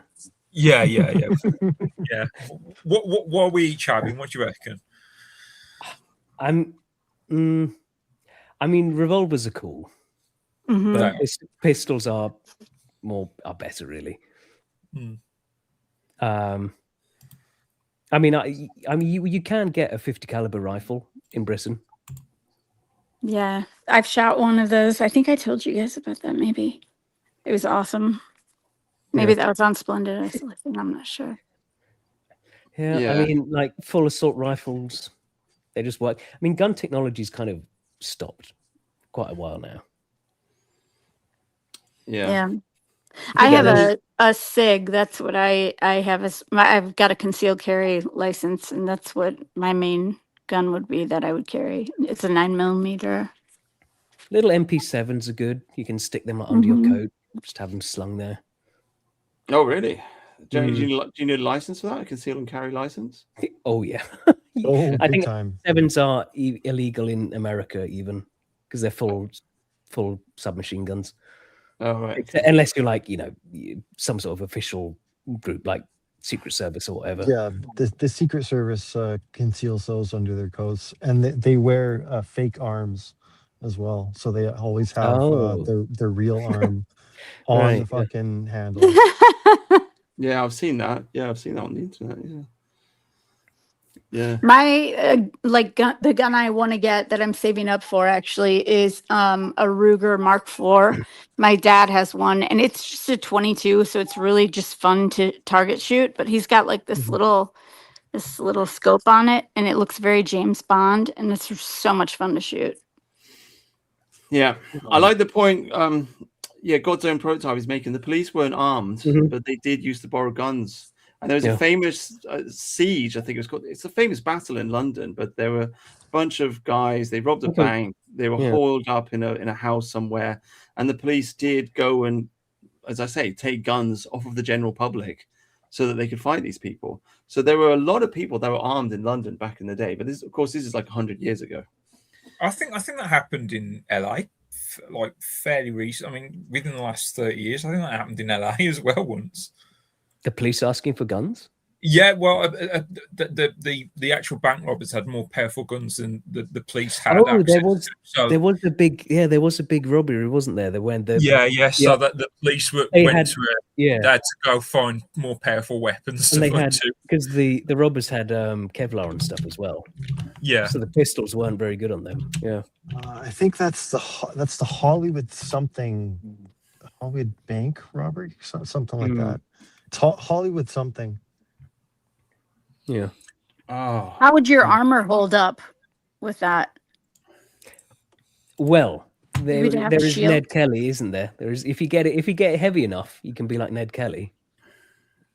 I don't know what that is. It was this Australian highwayman who had this, just took this big thick lump of iron, made like his own sort of bulletproof suit in it and a helmet. Nice. Okay, I found the video. Sorry to interrupt your conversation. No, go ahead. This is what they filmed. Totally not weird. I love you. I love you. I know. I love you. I love you. Oh, jeez. Oh. Like totally not weird at all.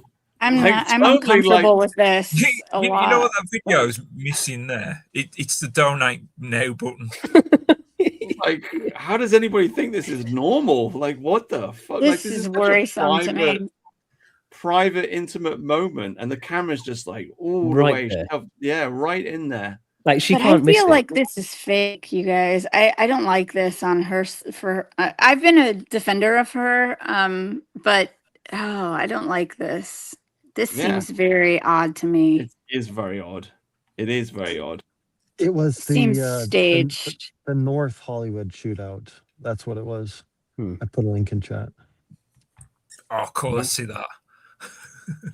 Anyway, sorry, what link? What? Sorry, what you? The North Hollywood shoot. It's the one I was describing where the police had to upgrade their weapons to contest with the bank robbers. All right. Okay. Hang on. I just want to. Sorry to completely interrupt the conversation because I've just been looking for that. I found this. Here we got Charlie. She's hanging out with these army officers. Okay, back in the day. Okay, fine. She was a bit of a hoe back in the day, but this has popped up. So Erica Kirk's Romanian Angels charity operated in Constanta, Romania, the exact time and place of a notorious child trafficking epidemic. She partnered with the U.S. Marines and thanked a commander, Otto Buscher, who was later accused in Romanian media of running a brothel for minors at a nearby U.S. base.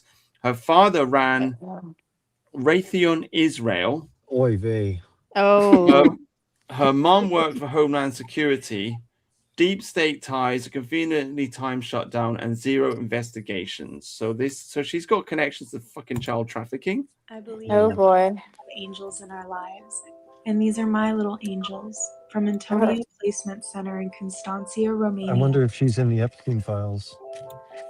Oh, they had Purple with the had some of Romanian those released, Angel didn't they? Project with- I think all of them got released, but They had they're- some more Epstein files released. But they're probably all fucking super heavily redacted. Well, I did see that some of the redactions, they'd just been blacked out, so people could copy and paste. Yeah, and then they get that. And one of the big things I saw that was blacked out, fucking story that was hilarious. Yeah, go on. Sorry. Yeah. one of the big things that they blacked out was a lawyer who worked with Trump and Pete Hegseth. He suddenly he's got all these connections with Epstein, all the stuff he was doing, breaking deals and stuff with them. And that was, why did you black that out? I think somebody got caught. No, but did you see the blackout story where they've cracked the blackout? Do you guys not see that on Twitter? Do you not know what I'm talking about? The copy and pasting?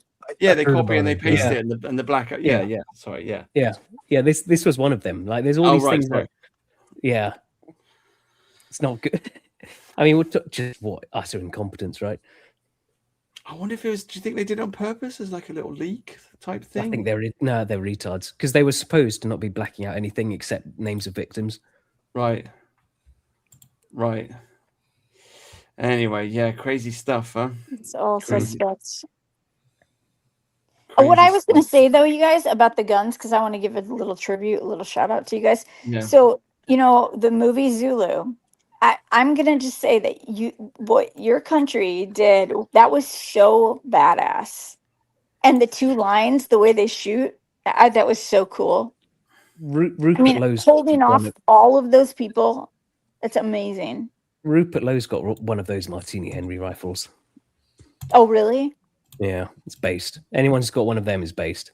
The old Zulu And rifle. Aaron Hook has an ancestor that was there.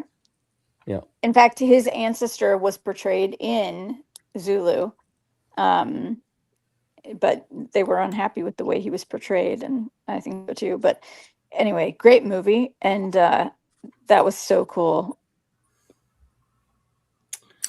I'm trying to play this video for you, but it's not loading. So fucking, you shared this video. Oh, it is loading. The two gunmen behind the North Hollywood shootout first met at a Gold's Gym in Venice Beach, California. Larry Phillips Jr., a Los Angeles native and proficient real estate scammer, and Emil Matasarino, a Skip forwards to the shooting. college graduate mother. Yeah. After making What am I doing? What am I looking for? I've got no idea. What am I looking for here? This? Some footage of the actual stuff happening. Yeah, that's what we want to see. We see the police having to upgrade their weapons. Well, that was okay, right. Or firing rounds into the ceiling and declaring aloud, "This is a fucking holdup." Cool.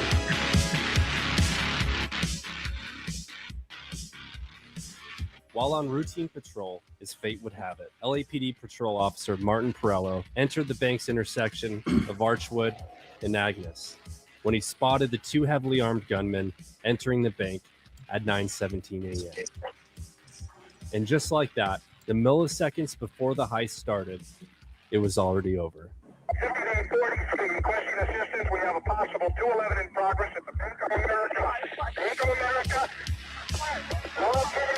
Brilliant. They put the music for this song and it's trip hop beats. And any documentary, any internet documentary has to use trip hop beats. I've learned that from Loose Change. Yeah, well, yeah, old school, yeah. Gaining everyone's compliance, Phillips and Matasarino began shooting at the bulletproof door that gave access to the bank tellers and the vault. The door, which was only made to withstand small caliber ammunition, broke open after a few shots from their modified Norinkos. The men then forced the tellers to fill their bags with the money from the vault. As they held the door, watching over their shoulders, they realized there was a big problem. There was way less money in the vault than they had anticipated. Oh. The adrenaline partnered with the intense stress led the two men to unravel, and bursts of gunfire continued solely out of rage. Matasarino became so enraged that he emptied a 75-round drum magazine into the vault, destroying the rest of the money. In total, the tellers only idiot. had God. $300 and $3,000. Oh my God. Meanwhile, outside of the bank, LAPD officers Perello and Farrell enter the perimeter of a parking lot across the street and are soon joined by multiple officers rushing in to the area. An anxious Larry Phillips noticed the silence outside of the bank. There was no longer any foot traffic outside, or even a single car on the usually busy roadway. He walked halfway out of the bank and heard nothing but the freeway noise coming from a half a mile away. And in that moment, he realized the police were waiting.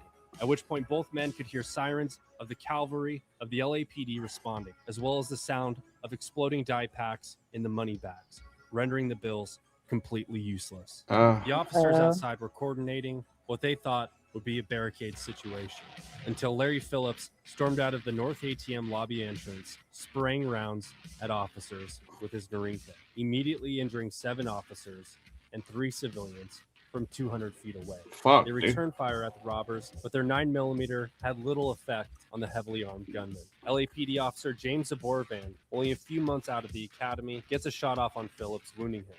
the gunman turns his attention to Zborovan, who dives across his fellow officers, blocking the shot. He then seeks cover into a nearby dental office, where a dentist by the name of Jorge Montes quickly turns his dental office into a makeshift emergency room. And at this time, the elite members of the prestigious LAPD SWAT team arrived on scene.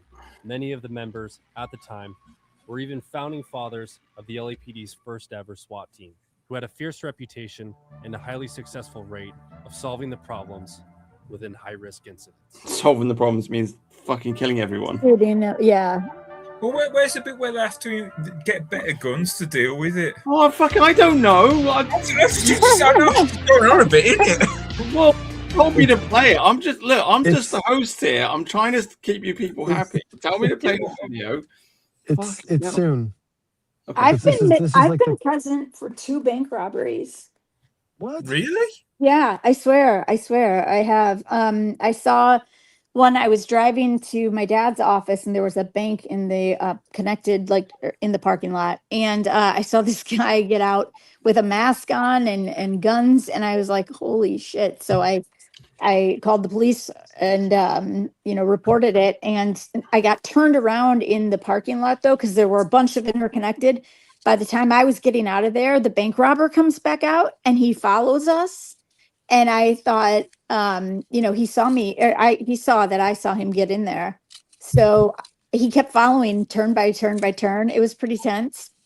But anyway, then he turned onto the highway. But an FBI agent came to see me like 2 months later, and he said that this guy was responsible for a bunch of bank robberies in Chicago, and that he had killed people. So, yeah, Man, isn't that crazy?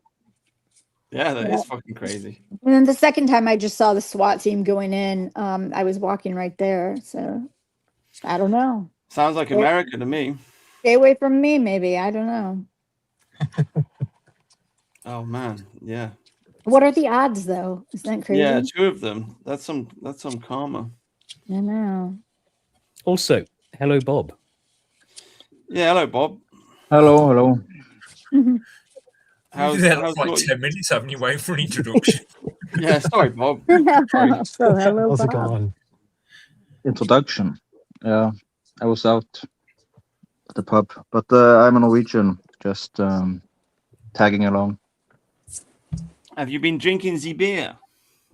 Yeah, I've been drinking Sibir, yes. Yeah. Skål. Skål, yeah. All right, banging. Yeah, guys. So there you go. So yeah. So what do you think of the whole Erica Kirk Romanian child molestation ring? I mean, like, what do you guys think of that? Like, is that fucked up or what? Oh, there's so much weird stuff. Yeah. I mean, we know the American government loves child trafficking. Yeah. So I don't know. Yeah, it's kind of weird. I got responded to by Peter McCormack. Yeah. Making friends. Yeah, making friends as usual, Brutus. Well, hang on, but this is news because he did the big interview, right, Yeah. with Sargon, and no, actually, let's backtrack. Let's tell the whole story. So we get the Nick Fuentes interview, right? Peter McCormack. In reaction to that, people don't know who he is. He's a English boomer, runs a podcast, kind of center right. Okay. In response to that, he makes a Substack article saying, Nick Fuentes, what load of rubbish, what racist, blah blah blah. He gets a big backlash, and so then he writes a different Substack article saying, "Oh, actually, I've kind of changed my mind." And then he does an interview with Sargon, which was brilliant. Can I stop you Hang on. But then now he's flip-flopped again, right? And he's made this new Substack saying, "Oh, we can't have a race war," and blah blah blah blah. So I'm just making the point. The guy's flip-flopping all over the place. What did I say? This is dumb. Grow up. Your fluffy rainbow coalition of the races isn't working. Okay, tough guy. Anyway. Yeah. But Very it is diplomatic of you, Brutus. Very diplomatic. Oh, well, sometimes I just get fed up with bullshit. Do you know what I mean? It is fucking dumb. Yeah. He's flip-flopping all over the place. Can I ask one question that it doesn't really bother me, but I've always wondered how come everyone keeps talking about Nick Fuentes. Let's get Sargon on to talk about Nick Fuentes. I find that bizarre. Right. Yeah. Well, he's the safe option, isn't it? I think Sargon's just a well-known British right-wing figure. It's probably just why. All there is to it. We could have had any right-wing figure to talk about it if you couldn't get Nick Fuentes in for any. Like Sargon's just been doing the rounds, talk about it. He talked to Brett Weinstein about it. He talked to Peter McCormick about it. Christ knows how many people he's talked about it, and he's sort of like, yeah. I enjoyed every interview. I thought they were great. I mean, yeah, his Peter McCormick, one. I thought he was on really good form in that. Oh, he was amazing. Because like he's totally rattled Peter. Peter's just lost. He knows shaken. He's lost. Yeah. Yeah, he's shaken. He can't quite add it up in his head. He doesn't want to accept the truth. Mm-hmm. I mean, my comment on this was how he's taken on the sort of the neoliberal propaganda that everything they do, all their goals are inevitable.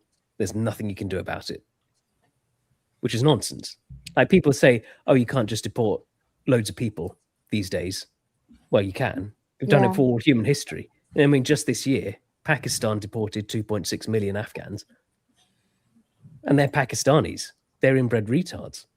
literally. Don't know about that. Say what you really mean. Yeah, don't mince your words, mate. Yeah. You know, if Pakistanis can do something, surely we can. Yeah. Well, he doesn't want to embrace ethno-nationalism. Basically, he's very frightens Yank. Him. He's very Yank-brained. This Peter McCormick. Yeah. I mean, my as you know, like my halfway mark, because we have to make ethno-nationalism go mainstream. My halfway mark, my compromise, is that we need to start pushing the meme of England needs to remain majority white, because that is a soft form of ethno-nationalism, and it will give somebody like Peter McCormack the ability to agree, essentially. And then if he has to talk to his black friends or his Indian friends or whatever they are, he can say, "Oh yeah, not you, mate. No, you're one of the good ones. You can stay." And it basically gives everybody a plausible deniability. Mm-hmm. Well, I like the way Sargon put it across to him. We're ruining our white children for the brown folk. Mm-hmm. I think that's it worked. I mean, that worked so well for Sargon. So, stop it there. These people have families who care about them, have countries that care about them. Where are our white children? Where they're safe? Who's thinking about them? Because Peter's only comeback was always, but what about the black kids? Yeah. Yeah, and Sargon Sargon quite rightly points. Yeah, because just to flesh out what you're saying, basically Sargon was telling a story. There are a bunch of black kids looking for somebody. They couldn't find him, so they ganged up on a younger white kid, and they just battered the shit out of him, and he ended up in hospital. Yeah. And this kid hadn't done anything wrong, and these black kids were older. They were like 15, 16 years old. The white kid was like 12 or something like this. They put him in hospital. Mm-hmm. The police said they didn't want to get involved because it's just a school fight. That's ridiculous. The school, all they did was they gave him a week off school, basically. Like they care. Yeah, they've basically been rewarded for it. That's the point that Sargon made. And so Sargon presents all of this to Peter McCormack, and Peter's like, I can't even remember what does he say, but he's just like, he says, "Oh, it's terrible, it's awful," but then he starts saying, "Yeah, but we can't leave the black kids behind. We shouldn't and it's just like, mate, like you are already in a race war. Sorry." And I'm sorry, but who was the victim of a crime, a felony crime right there? Not the black kids. Hang on a minute, Bob. What is this? There have been studies. If you have 3 or 4 people, it remains one conversation. When you add the 5th person, the conversation splits into 2 separate conversations. Okay. Yeah, but the evidence is I'm sort of having my conversation in the chat, and you other guys are Where whose fault is that? So this is sort of already proven here, anecdotally. So no, I was just yeah. If you want to see multiple conversations at the same time, you want to go back to the Chris Dangerfield stream. So many conversations happening in private. Yeah. I will get a beer and then I will be quiet. You don't have to go. Be quiet. He's just being Norwegian, isn't he? Yeah. He's being Norwegian. It's all right. Yeah, so I mean, maybe he's got a point. I don't know. Yeah, 3-4 people, one yeah, maybe. I can go if you guys want. You know, You we want- had you want 5. to No, leave you're the it? only girl on the stream. You can't leave. Oh, okay. Wow, I didn't realize I was so wanted. Thank you. Oh, wow. That's sweet. I mean, also that's how we get the numbers. We get the views. It's just the oldest internet trick in the book. You have a girl on the stream, Yeah. and then all of a sudden people The are like, girl that oh talks wow. about sex all the time. Yeah, if you leave, one of us will have to trans, and I don't fancy that. Yeah. No. I can understand that. No, I'm glad you do. I'm glad you do. Yeah, so Peter McCormack, I don't know. I had high hopes for him, but I guess one of the reasons I was so snarky was because I was disappointed because he had such a great conversation with Sargon, and then he turns around and it's this bullshit, you know. He realized he'd lost. Yeah. In that conversation, he knew he'd lost, but he can't give it up. Maybe he got a call from some people. Yeah, maybe some of his friends, you know. Yeah. So sometimes when you sort of win or lose a conversation like that, you need time to let it sink in a little bit. Yeah. I don't think the conversation between him and Sargon was confrontational though. It wasn't a debate. No, it wasn't. It wasn't that's my point. Because like when you come across some information that is against your worldview, it's not gonna sink in straight away. Yeah. I mean, it depends what kind of person you are, really, you know. Well, this is what Sargon did really well there. He was putting across the ethno-nationalist position without being scary about it. We should learn a lot from it, to be honest. Yeah. A lot. Yeah. Right. Yeah. Because you're not going to change That's somebody's textbook. mind. Sorry. Sorry, Aubrey, try again.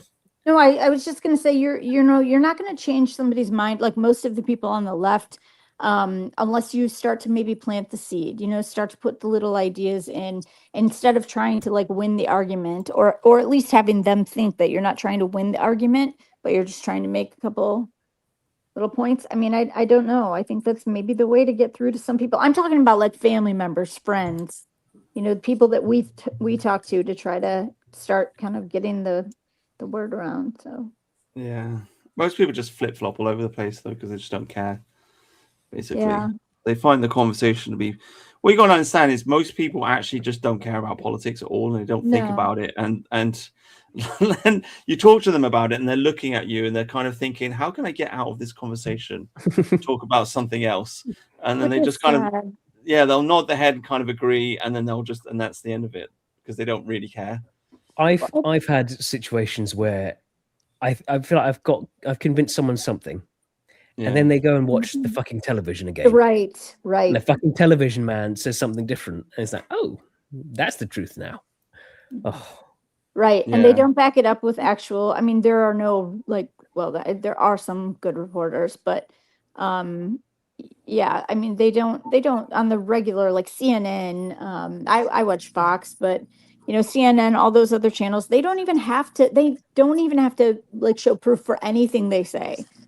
And I think that politicians now, there's such a bad cancel culture out there that I think that's why everybody they think they have to be so careful about what they say, because otherwise they'll just be taken down. And we've got to fight back against that. I don't know how we do it, because on the right, we don't go on the offense. Well, Reform are very happy with us becoming a minority in our own country. Yeah. Is that a segue? I feel a segue coming on. Is that a Tharian segue? No, I don't. But I felt that was a segue into share a screen. Oh, okay, right. It would have been a good one. Yeah. Sorry. No, just gotta get it in there. Just got to get out of your system, and you Reform hate us. They hate us. Fucking hate the cunts, don't you? Yeah. Yeah. Yeah, no, fair enough. Oh, Yeah, actually, I could. Well, I think. I mean, are I you have all on thought board of- with my plan, though? Are you all on board? Like majority white? Is this? Do you agree? Is that the way forward? I Is that think the meme? everyone's. I think it's good to have everyone playing their part. Like you've got Steve Laws, who's pushing like the envelope on all of them have got to go. Yeah. And so then, like, thanks to Steve and like people like him, then it's sort of I can go. Well, look, I'm a moderate. I'm not like crazy Steve Laws. I just want 98% of them gone. A moderate 98%. That's a great start. It's good cop, bad cop, isn't it? Steve Laws Yeah. can be the bad cop, and nice, fluffy Tharium's just like really friendly and nice, and it's just we only want to kick half of them out. Yeah. Half. Just no, half. 98%. 98%. Oh, okay. Half, yeah. And we did have Rupert Lowe here. 98%. We could have like a Britain's Got Talent show for them to keep their citizenship. We can monitor it from there. You just want to keep the fit ones. Let's be honest. Yeah. Yeah. Well, what's wrong with that? Yeah, fair enough. What is that show you guys at Eurovision? Or not you guys, but isn't it Eurovision? God. It's hilarious. Yeah. Didn't they have a bloke with a woman with a beard won it one year, didn't they? Israeli. Yeah, the Israeli one. Yeah, I remember that. With the beard. I was like, what the fuck? Holy shit. Was that Susan Boyle? Oh no. No. I always thought she's retarded. Is she actually like genuinely Down syndrome? Oh. I think she's just fat, isn't she? Yeah. I always thought she had like a little bit of Down do you remember the syndrome. hashtag Susan's album party? If you write that in a hashtag, it does not read that way. Oh wow. No, I went over my head, mate. Oh, you lost me there. Hold on. I'll type it in. Susan's album party. Susan's album party meme. Did you see that? Sue's anal bum party. Oh wow.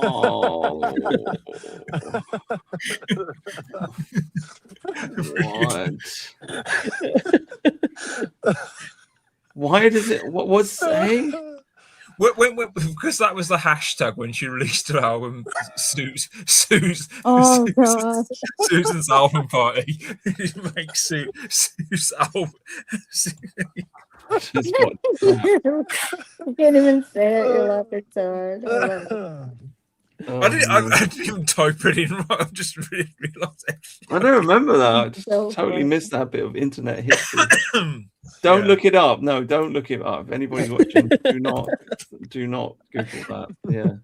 Well, I remember watching it the one year when Engelbert Humperdinck was supposed to be representing Britain. And like everyone's, this would be shooing. Everyone loves this, and we got 0 points because it's all political bullshit. They all fucking hated us because of Brexit. Yeah. Basically, Aubrey, everybody hates Eurovision. It's shit. Nobody actually enjoys it. It's all for Gays show. enjoy it. The gays enjoy it. Yeah. I can't find. I don't think I've ever met anyone that's ever actually been excited about Eurovision. Well, the movie with Will Ferrell was pretty funny. About Eurovision. I don't remember that. Oh, it's pretty funny. I don't know what you're talking about. Okay, they made a movie about it. Yeah, that was how I learned about it. Oh, okay. He does like an act in a hamster wheel. It's great.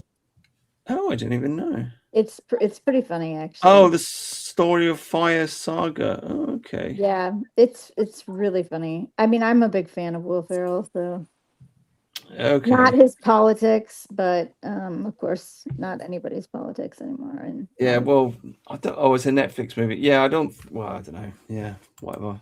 it's a pretty funny movie, though. Yeah. Well, let's listen to based Rupert Lowe, who was too based for reform, what he has to Keep say it on to full us. screen. There you go. To the young white men who feel ignored and insulted, I want to speak directly to you. For too long, young white men in this country have been treated as if your concerns don't matter. Your struggles don't count. and your identity is something to apologize for. That your love of your country is somehow racist and wrong. You've been told to stay quiet, to step aside, to accept being blamed for things you never did and problems that you didn't create. Let me be clear. There is nothing wrong with being white. There is nothing wrong with being man. There is nothing wrong with being straight. You are not the problem. The system is the problem. The cancer of DEI, along with the Blairite legacy, must be eradicated and erased from our society. Based. Britain needs strong, grounded, responsible men. Men and women who work hard, protect their communities, build their families, and stand firm in their values. And despite what some might tell you, there's nothing shameful about wanting to be that person. We should be unapologetic in our promotion of those ideals. I say to you today, keep going. It will get better. Thank you, Rupert. Thank you, Rupert. Yeah. Rupert likes us, unlike Reform. The rightful future leader of the UK. Yeah, 100%. This is it. That's why, like, the whole thing of not once you've got something clean and pure, you don't want the dirty thing anymore. The whole support for Nigel Farage was because it's like we're a drowning man, and there's a piece of wood. You kind of reach out and you try and grab it, even though you know it's not very good. But now we've got Rupert Lowe. It's like, you know, I just don't want any more slimy politicians with all their bullshit. To be honest with you, I just want something that's pure and straightforward and clean-hearted, and who isn't just going to call me a racist or something like that. Because let's be honest, Farage is basically Hillary Clinton at this point, calling us a basket of deplorables. Farage hates us. Yeah, none of us would be welcome in Reform. No. Yeah. So why should I support them? Right. I just don't get that. Whereas like Rupert, he's not as hardcore as like us, I don't think. But he doesn't exclude people who are. At least he'll entertain ideas. I hate people who just dismiss everything. Yeah, like he's got Charlie Downs and stuff with his group. So he doesn't just bar us and say we're evil like Farage does. So yeah. Scott Alphabet Cat says the public don't know Lowe that he got 10%. 10% said they'd vote for him to be PM without a party. Without a party, yeah. For now, it doesn't matter as long as Great Yarmouth know the kind of MP he is, and Great Yarmouth keep him in power. Yep. Like, well, he should form a party. That's what he should do. If he formed a party, he'd get the membership. Yep. I genuinely think his plan is to be like the Blair Foundation and spread his message through the current parties. No, whether that'll work or not is a different matter, but that's his plan. He needs to form a party. He's flip-flopping around the place. The whole thing about what people got excited about Reform because Reform got 200,000 members or whatever it was. They got more members than the Tory party, and that was a big story.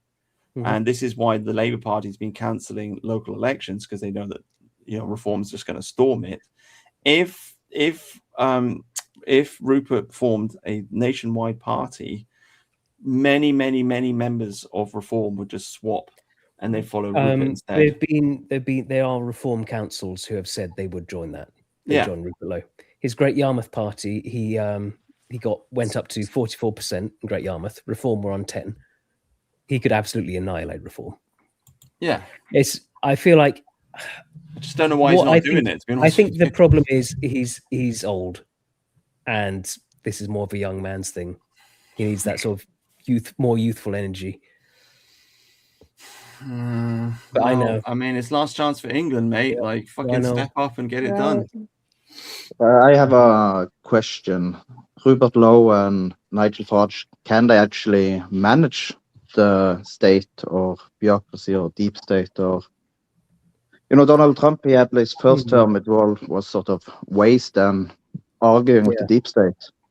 So I think they can, Yeah, Farage won't battle the deep state. He'll be part of it. Mhm. Yeah.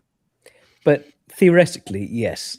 If you come into Parliament with a majority, you could completely gut all of the deep state. Yeah, but that's in Britain you only need the parliament. You don't have this American constitution that fucks up everything. The Parliament has more power than the US president does. So they can do literally anything if they have the votes for it. Yeah. Parliament's sovereign. It would take some time to pass the laws and to get it through, but they could basically... you wouldn't have to. You could do it very quickly, like Tony Blair did. This is why everyone sees the Tory betrayal, because they had the power to do what they say they were going to do. They had it, and they still cooked. Yeah. Yep. There's no blaming. There's talk like SJ's talked about the EU recently. There was no, but Brexit means they can't blame the EU anymore for anything. Yeah, which they did for a while. I was trying to explain to SJJ that the problem Brexit had is no one in power wanted to actually do Brexit. So it was sabotaged from the day dot. The way they sabotaged it makes it sound like Brexit would never work. I hate to use the meme, but Brexit's never been tried. You would need to get the royal house on side to defeat I don't think you'd need to get the royal family on your side. What are you talking about? Parliament runs the country. You don't need the king on our side. Fuck that guy. Jesus Christ. Oh, the king's fucking Christmas message. Diversity is our strength. Yeah, we'll give the king a little message. It's like, mate, you need to shut your mouth and get out of the way. Otherwise, we'll take away your mince pies. You know what I mean? Read the room, because like the people he's trying to appeal to don't give a shit about him. Yeah. Well, to me, it's just utter betrayal. And if you're the king of a country and you're betraying your own people. Your own people, all right. You know, at that point, break out the gallows. I think Charles's problem is he's bought into this multicultural shitlibbery where he's technically king of all these other people. So he views them equal to us, which is Isn't retarded. that kind of treasonous? Well, it would be if Tony Blair and got rid of that rule. One of the first things they did, What do you what do you Canadians think about the king? What's the feeling there? He's not my fucking king. Yes, he is. Canada. Well, he is. Yeah, No, he is your fucking king. isn't. Okay. No, he can go fuck himself. There's a lot of fucks in there. Well, I know how you feel, but I mean, how do the Canadian people, like, do they have some sympathy for him? Do they hate him as well? Because the English we're gradually starting to turn against him. You know, I've been against the monarchy for a long time, but ordinary English people as well are now kind of gradually turning against him. I don't know. I don't think Canadians really care all too much. It's more just like of the same old apolitical, just fucking don't give a shit sort of thing. Right. But people on the right, do they have like a nostalgia for the monarchy? Not particularly. Right. I mean, Charles. Whenever the royal family's made visits here, like it's a big deal. Well, the big deal to some people, but a lot of people just don't really care. The other day in Charles's last visit, he went and said how this is all stolen land. I'm so sorry. Oh my God. We give it back to the Indians. You've got to be kidding me. Oh my God. I God. don't think people. I mean, I don't even remember him saying that. So yeah, I don't think a lot of people really pay all that much attention. Yeah. Would you guys keep the royal family? What are your thoughts and feelings? Need a new king. One. Not the current one. New king. King's moot. I'm having a king. I'm fine with the king, but not. You like the tradition of it, but just not. Well, elect one. I think is the only way we can deal with it. Right. Basically. Or we get Prince George to watch the Anglo gang. There you go. That's the way out. Prince George becomes base. Orange style, which I'm starting to come around to. Yeah. What do Well, you guys for- think about Harry? Oh, he's a God. Fuck. I'm so glad I don't have to talk about him anymore because it's just. Well, I'm Thank just God. glad he's not in fucking Canada anymore. Yeah, he's America's problem now, and they can keep him. Yeah. Do you guys It's all think you. he's really the king is really his father? Oh, that's questionable. Do you know? I always thought it was that Hewitt guy, but then Yeah. I saw a photo of Prince Philip when he was young, and he does look a lot like Harry. So I don't know. He looks a lot like Prince William. Philip was very handsome when he was young. Yeah. We'll take your word for it. Is it the accent? What? I wouldn't know. I Oh, don't the have any. accent? I don't know. I mean, you guys are, if that's the case, you guys are all very hot. And I don't know what you look like, but I love the accent. Well, thank you. My accent's like proper English. It goes right down. Yeah. I think I have a little bit of an accent kink, and I don't mean to bring it back to sex again, but I think I might. I don't mean to. Most Americans like English accents. Don't laugh at me. It's hot. Most American girls like it though, don't they? Yeah, Yes. absolutely. Are you yeah. saying my only chance is to emigrate to America? Is that it? Well, I mean, hey, you would get a lot. I think the girls would pay a lot of attention to you. Seriously. Yeah. I'm not the only one. I think Brutus and Tharium have their doubts. Yeah. No, I'm thinking about it. I'm thinking about it. I am. No, Yeah. I meant about me over there, not about you. Oh, no, I'm you're serious. I think a lot of other Americans would, American girls feel the same way. I mean, it's sexy. And I think even American guys too, for, for British girls. You guys have great accents. Yeah. Americans can't have our girls. No. You guys are sexy, is what I'm trying to say. Well, it's the posh accent, isn't it? Like you watch any Hollywood movie, if they've got like yeah, like a lord or like a villain or whatever, they've always got some strong. They sound like an English aristocrat. It's just really embedded into people's minds. And of course, James Bond himself, he's the world's #1 sex symbol, and he has a strong English accent. So it's just. We have an immense soft power in this world, which we are not using at all. Yes.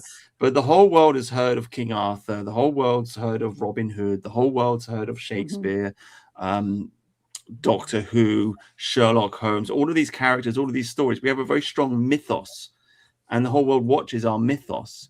We're just not capitalizing on it, and unfortunately, we're just tearing our country to pieces instead of using it. But there you go. Yeah. I think we get you guys to be the next sex symbols. But Brutus, I keep hearing that we in England have no culture. How could this be? Yeah, it's just the dumbest thing. And it's just amazingly ignorant. We white people, because I'm going to say us Americans too, we're not allowed to have culture because it's wrong. It's Well, no, bad. that's true. But English Well, this is hang on, wait. Seems we're talking about your sex fantasies with English guys. Do you want to hear my please. sex fantasy with, Yes, I with do. American girls? Okay. Absolutely. Absolutely. Cowgirl with a cowboy hat or cowgirl hat, whatever you want to call it. Yeah. That's it. Cowboy with boots. a nice southern drawl. Jeans, the hat, Southern accent. pistol. Okay. I've always had a thing for Rogue in X-Men, like that Cajun accent.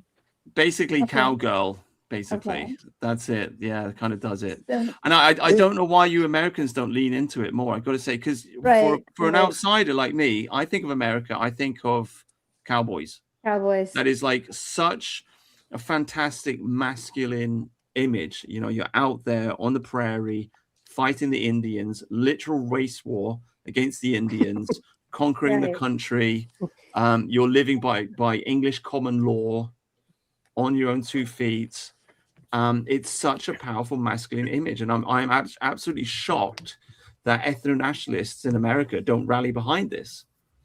If I was an ethno-nationalist in America, I'd be walking around in a cowboy hat all day long. I can tell you that, because you have your own indigenous folk culture. Right. I agree with you. Well, what about like cheerleaders from the Midwest? I mean, Oh, yeah, is that definitely, ever that's sexy. Yeah, isn't it? cheerleaders are great. Right. Yeah. There we go. We don't really have a lot of cheerleaders in this country. Well, you know, Yeah, you it's guys, an American thing, I suppose. Yeah, it's an you guys American should thing, isn't it? definitely have cheerleaders. I mean, it's a cute thing. We've not Mercy, got an equivalent. Sorry, Jeff, said you want to? so I just looked it up. Rogue is she doesn't have a Cajun accent because that would be down in like Louisiana. Louisiana. She's from Mississippi, so she's got a southern accent. It's She got a it's southern not, drawl. yeah, it's not exactly Cajun, but it is southern. Well, the like because like she and Gambit had a relationship, and he was a Cajun, wasn't Gambit? I believe so. Yeah. Yeah. Maybe that's a mistake I make because like, I think their whole tie was they're both Southerners. Yeah, that would. I think that checks out. So you like the Scarlett O'Hara accent? I don't know who that is. I don't know what that is, but I'm going to assume From yes. from Gone with the Wind. From Gone with the Wind. Oh right, okay, yeah, well, yeah. Well, I like a lot. Like, I like how happy Americans sound. Mm-hmm. Yeah. I mean, I assume it's a great place to live. That's why you sound so happy. But you come over here, everyone sounds like they want to kill themselves. Yeah, maybe it's Americans where I are happy. live specifically. You know, the thing is that everybody we see on the news and in the media, it's all the Democrat-run cities, right, that make the news, and it looks like a shithole, and it makes our country look terrible. But that's such a small minority of our country. I mean, we've got such vast, like, gorgeous areas of this country that, you know, I'm proud to live here. Yeah, I think the only American accent that does my head in is that Valley Girl vocal fry nonsense. Oh yeah, the California. Oh, that's awful. Yeah, so spoiled. You can just tell that they're just fucking horrible people. Horrible. Yeah. But Yeah, I'm aware that doesn't represent all of America. It's specifically LA and those entitled women. See, right. See this? Have you seen this? I can't play it because I'll get like some copyright thing. Actually, well, anyway, this. You know this one. Scroll through it. You know this one? Yeah. You know the one? You know the tune? No? Yeah. Wait, no, I don't know. You don't know this? No. You don't know it? think so. No, You know I this don't song? Oh, this song is like, when did it come out? From the 80s? No, 11 years ago. Oh. Anyway, it's a great song. These are like the band was like a one-hit wonder, but it was a great song. He's basically saying seasons change. I'm waiting for you. It's very wholesome. It's very American, and it's just like yeah, you got the husband and wife, and then well, you see them later on, and the kids, and like this is America. When I think of America, I think of this. See what I mean? Yeah, I think it. I think of black people. Oh, you. God. Fuck you. Come on, man. This is Thank our you for colony. that. We have to protect our colony. We do. This is part of this is also Western Canadian culture as well. Yeah. Yeah. It's nice. You got your suburbs, you got your cars, you got here we go. Look, look, you got the guy in the caravan. Yeah, that was lovely. The heroin No, they're addict in the dancing. caravan. Dude, you gotta give up your negativity here. We have to save our fucking colony, mate. This is our colony. It's ours. It's a very wholesome. It's a very wholesome.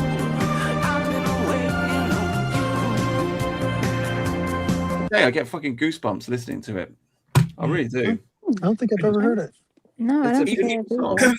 Indiana Jones was on the some Christmas course. Indiana Jones, the Last Crusade. You remember that opening scene with River Phoenix? And I don't know what state that was filmed in. It's absolutely beautiful. I don't know either. But have you guys seen Legends of the Fall? Have you seen that movie with Brad Pitt?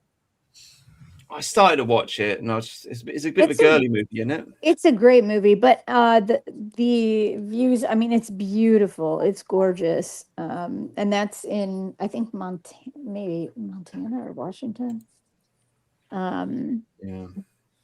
Yeah. It's probably Montana. Michigan is Was it- beautiful. was I it- mean, take out Detroit. Michigan is gorgeous in the summers. It's beautiful. All the lakes. It's gorgeous. Was it filmed in Montana or Washington? Which Legends of the Fall? Yeah. That was in I believe it's Montana or Washington. I'm not positive. I know it's that area. Because I'm just thinking like there's a lot of American movies that are set in American states, but they're actually filmed here in Yeah. Canada. Like there's like what's it? RV, that movie with Robin Williams. Is it Robin Williams? I've never seen that. But have any of you actually experienced with farm work? Experience with what? Farm work, working on a farm. Oh yeah, I grew up on that. Yeah, I me did too. But harebells once. That was rough. yeah, me too. But I'm sort of every day I'm not on the farm is sort of a happy day because it's. Oh, I know I miss it. That's what my I don't miss boyfriend it. and I are planning to do. Actually, we're planning to have kind of like a mini kind of hobby farm, I guess they call them now. You and what? The boyfriend? Yep, that's the plan. Tennessee. I've just looked up where the first scene of Indiana Jones and the Last Crusade was shot, and it was shot in Arches National Park in Utah, and the horseback chase was filmed in Colorado. Very pretty state. Well, to include Bob in this bit a bit, I mean, in Norway, you've got a lot of laws about farmland, don't you? Like if you've got any sort of arable land, you're legally required to farm it or something. What? Yeah, but I think they have more lags than they used to be. But if you buy a farm, you have to farm it 5 years minimum, I think. Oh wow. Makes Yeah. sense. It makes sense. I mean, food security is a thing. Yeah. Yeah, but Norway doesn't have food security. Norway is sort of, except fish, maybe we are in balance, but we don't grow all the food we need. Well, all the more reason why you should farm the land you have. I think that's the point. Yeah, sure. Isn't Norway where those two brothers are from? The Ylvis, is that how you say it, or is that Sweden? Which brothers? It's YLVIS. They're two brothers, Oh, and I Ylvis. they're hilarious. Did they on a Fox video? And is that from your country? Yes. Yeah, but they do a lot of other videos that are, I think they're very funny. And I guess they have a big show that's kind of like a nightly show. I think they used to. I think it's not They used to. anymore, but Yeah, they were very funny though. yeah, I didn't watch it, so. Well, I guess it wasn't that popular, but I think they're really funny. Yeah, I don't watch TV, so I'm sort of Yeah, out me of neither. the Me neither anymore. altogether. I would like to go to Norway. I mean, it's a beautiful country. It looks I think it's beautiful. Yeah. Pining for the fjords, are you? Oh yeah, Norway is one of the places where you can go into like Google Maps and drop it onto Street View anywhere, and it's like, oh, this is lovely. Yeah. Tharian, let me ask you a question. Like, you're a Lord of the Rings fan. Yes. What does your soul say about the movies when they were filmed in New Zealand? It's disappointing. It's disappointing. But it would be tricky to film them in Britain. I mean, you could have done like the sets and stuff, but I mean, there's just too many people here now. Yeah. So it was probably best to film in New Zealand to make it look not of this world, as it were. Yeah. I mean, I love them. They're great films. Yeah. And it's like a lot of that was all actually filmed on location rather than just green screens. That's the best bit. Beautiful. Not the best bit about it, but that's one of the wonders of that film, that their actual place is not just green screen like modern day Star Wars or whatever. And Watermelon, they did have some Mauis. They were the orcs, as they should be.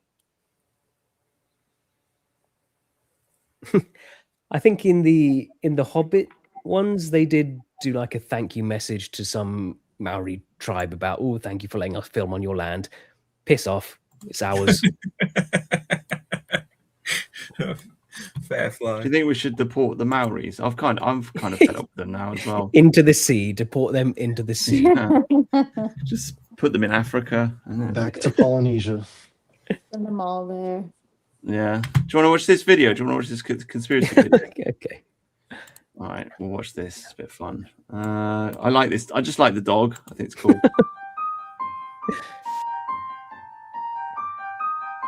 Music.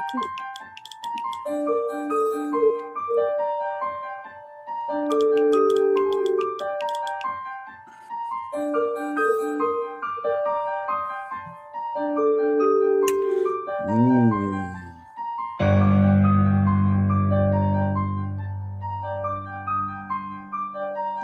Ooh.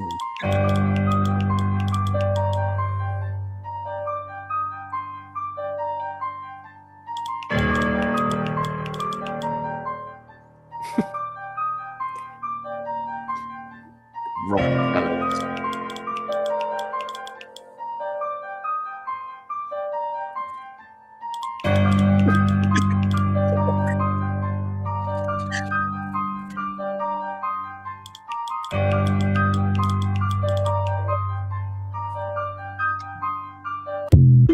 Yeah, I don't know why it jumps to the Nazis, because that's like a little bit later. But anyway, it's kind of funny, isn't it?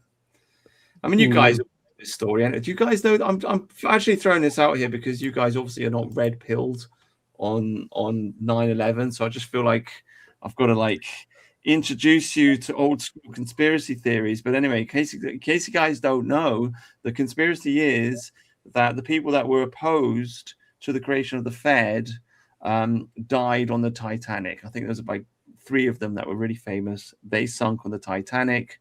The Titanic, obviously owned by this guy Morgan, and then they went ahead and they created the Fed. And of course, we all live in the age of the Fed now because they're printing dollars out of thin air, and we are all living in this age of slow hyperinflation as the dollar is basically just being devalued. And if anybody complains about it, like Gaddafi, then they get their country blown to pieces. So that's the conspiracy. Leonardo DiCaprio is to blame for everything. Such a shame. I like his acting so much, but he's so far on the left. He is a good actor. You got to give it to him. He's a great actor. I mean, he cries and does the cry yell better than anybody for Guy. But the cry yell, is that a thing? yeah, when he does the cry, kind of like why kind of thing. Maybe not. Maybe not that, but I think Warmelon's cracked it. Just think who sang Titanic. Iceberg. Yeah. I think Christian Bale Makes is a sense great now. actor. Makes sense. It's fucking Jewish ice, isn't it? That's what iceberg does. Do you guys like Christian Bale? I think he's a great actor. Do you know he's English, don't you? Yeah. A lot of Americans That's don't. why I'm saying it. I can't think of any movie where he's actually using the English accent. He used a Brummie accent in Ford v's Ferrari. Right. Christian Bale. There are some older films also by Christian Bale where he has British accent. 90s. He's a great actor, though. Although he was in Empire of the Sun. I remember that. Yeah, that was a really good He movie. was just a little kid, wasn't he? Yeah. That was a great movie. He sings in that too. Like I don't know if that's actually him singing. It might be, but it's a great movie. John Malkovich and. I don't think his Brummie accent was that good, but like I think he had to tone it down a lot so people could understand him. Oh, he's in A Midsummer's Night's Dream. Yeah, he's been in a lot of things. He's voiced some Studio Ghibli film as well. I forget which one. Howl's Moving Castle. Probably. Yeah. So The Big Short. There you go. Yeah, again playing an American. Batman. He's Yeah. American. Ford versus Ferrari, American. I do like that Batman though that he was in. No, The Dark Knight. Sorry, he wasn't American in Ford vs Ferrari. What was he? He played Ken Miles, who was a race driver from Birmingham. Oh, right. Okay. That's my point. He was putting a Brummie accent on, but I think he had to tone it down a lot so people could understand him and not throw up. That's Yeah, the place you guys told me not to visit.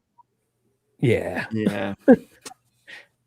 Yeah. I mean, it would have been okay in Ken Miles this time, I would imagine, but there are better places in England to visit even then. Yeah. Anyway, I was trying to make a point about the. Do you know the Titanic conspiracy? Have I just red pilled you on the Titanic? Have you heard this before? Well, the Fed is. It's interesting though. The Fed's pretty evil, so possibly. Yeah. So I mean, are you guys all on board with the gold standard? I'm trying to get you guys slowly. I mean, you're all on board with it, aren't you? Yeah. Bob, what do I you like think? the idea of exploring this further. I'm on board. I also gold miners stocks also, so I'm on board. It's only the lady that doesn't get it. Does anybody want to explain it to her? I'm not saying I didn't get it. I'm just Put simply, fiat is theft. Okay, a little bit more explanation. Yeah, I'm say you've got $10, right? Yes. Back in the old days when $10 was, you could take that in and get $10 worth of gold. Right. So that little piece of paper had an actual gold value. Right. Oh, And okay. then- I understand that. What And you're then saying, and then Nixon removed the gold standard. So Mhm. now the Fed can just print paper. yeah. And so right. when you do that, your little It $10 means note, nothing. is suddenly worth a bit less than $10. Right. Yeah. And An it's just, Italian I think- motor company got to Nixon and made him change it.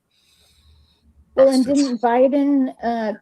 Biden was they were printing money a lot. I Yeah. think, under his Yeah. administration. I mean, Yeah. I don't know who was calling the shots, but Yeah, and this is a Yeah. big part of the American empire is because you require all your vassals to hold American treasury notes.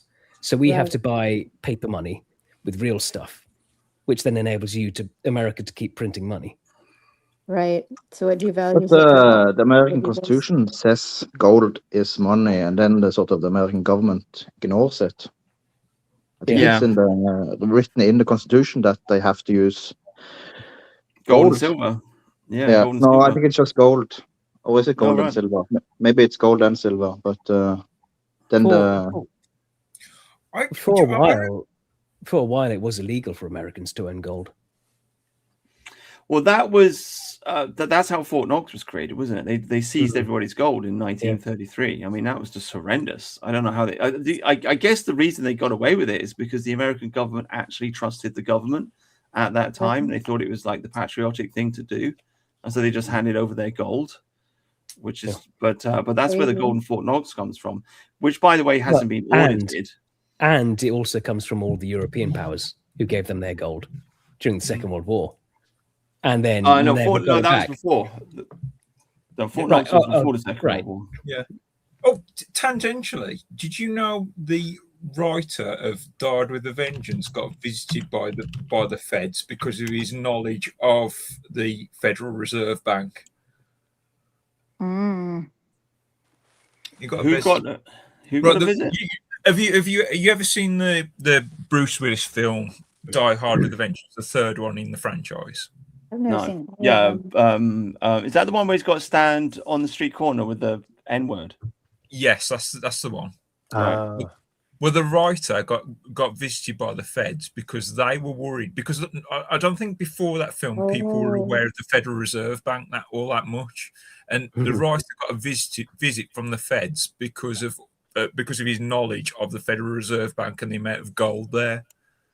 So they think there was an insider that was giving him information. Well, allegedly, the writer got it from a newspaper article talking about the Federal Reserve Bank, and he based a story around that. I've never seen any of the Die Hard movies. It's kind of sinister, isn't it, that the government would be Yes, so very concerned about this? It's supposed to be the country's money, but they don't want the country knowing Right. about it. Yeah, yeah. And to be honest, before that film, and probably after the film, I don't think people would have, the Federal Reserve Bank would have been on anyone's radar. And then all of a Mhm. sudden, the writer is investigated by the feds about it. Yeah, that tells you something, doesn't it? So here's, can you see that? Oh, fucking hell. Yeah, Executive Order 6102, 1933, Franklin Roosevelt, forbidding the hoarding of gold, coin, gold bullion, and gold certificates. And they just took all the gold. Basically, they Yeah. just- That's so crazy that that could be constitutional in any way. Yeah, they took it, and a lot of it got put into. Look at this! Put people in prison for doing it. Yeah, got away with it. This is of course the same Roosevelt that saved the Soviet Union in the Second World War. The Soviet Union was on the brink of absolute collapse when the Nazis invaded. Roosevelt just gave them Lend-Lease, gave them all this free money. Basically, he bankrupted the British Empire, but gave free money to the Soviet Union. Great. Good job. Good job. Not at all. I'm being very sarcastic, by the way. Yeah, total left winger. Yeah. Kind of destroyed America, really, in a way. Because In a I mean, one way. of the big points, one of the big like prides of America is that they defeated the Soviet Union. It's like, well, this guy funded it, right? Because the thing about the Second World War is,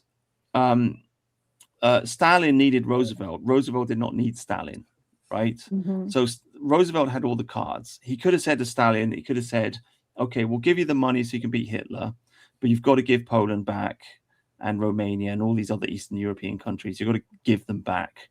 And he could have wrangled that out of Stalin, but he didn't. Well, Stalin would have just said no. But I mean, ideally, I don't know if they didn't have the. I don't think he had the power to be honest with you. Well, what you should have done is just give the Soviet Union a little bit. You give Stalin a little bit to hang on, but you have the Nazis and the communists just really batter each other. Then make it so it's a lot more bloody, a lot more even. That would be the best. Well, any which way, he could have demanded it, and then it would have been the ball would have been in Stalin's court to deny it, wouldn't it? I mean, we've also got the story of. Well, I mean, the Soviet Union did just not pay off anything. Yeah. But I mean, we also have the story of Churchill who wanted to go into the Balkans and go up through there, and Stalin and Roosevelt said no. But Churchill wanted to cut the Soviets off, and he would have rescued Poland, and he would have rescued the whole of Eastern Europe. And then Churchill wanted to nuke Russia right after the war. Oh, did he? Right. Yeah, the Americans again said no. Yeah. So this is the guy. So the point, Aubrey, that I'm trying to make is denial of the gold standard and acceptance of the fiat currency is a very, very socialist left-wing move. Yeah. Because if you have a gold standard, then you can't print money. And if you can't print money, then you can only buy things that with the money that you've got, essentially. And so you will have a limited government. But as soon as you have fiat currency, as soon as you have paper currency, the government can spend as much money as it wants because it just prints it. And so you end up with a huge welfare state and big government, and the cost of it is the currency slowly being devalued all the time. So you have this slow inflation, which benefits the rich. Basically, it benefits the rich and it crushes the poor, and it stops poor people from collecting assets. Because the thing about inflation is, and the printing of money is, if you're already rich, the money kind of goes up to you. Like if you've already got money in the stock exchange or whatever, if you've already got the assets, then when Biden prints the money, it's just going to blow up. It's going to go into the stock market, basically. That's where it's going to go. And the stock market's going to go up, whereas the ordinary person on the street, his money in his bank account is getting depleted. COVID was the biggest transfer of wealth from the poor to the wealthy in history. Was it really? Yeah. Yeah. If you look at like the top 0.1% of Well, wealth, that makes sense. Yeah. they got far wealthier during COVID. Well, and all the like mom and pop places Yeah, that fuck them. make up the heart of America, all the little restaurants and Mhm. stores, they all closed down. I mean, they all have because of Walmart and places Yeah. like that anyway. But yeah, they couldn't make it through COVID. So that's a really good point.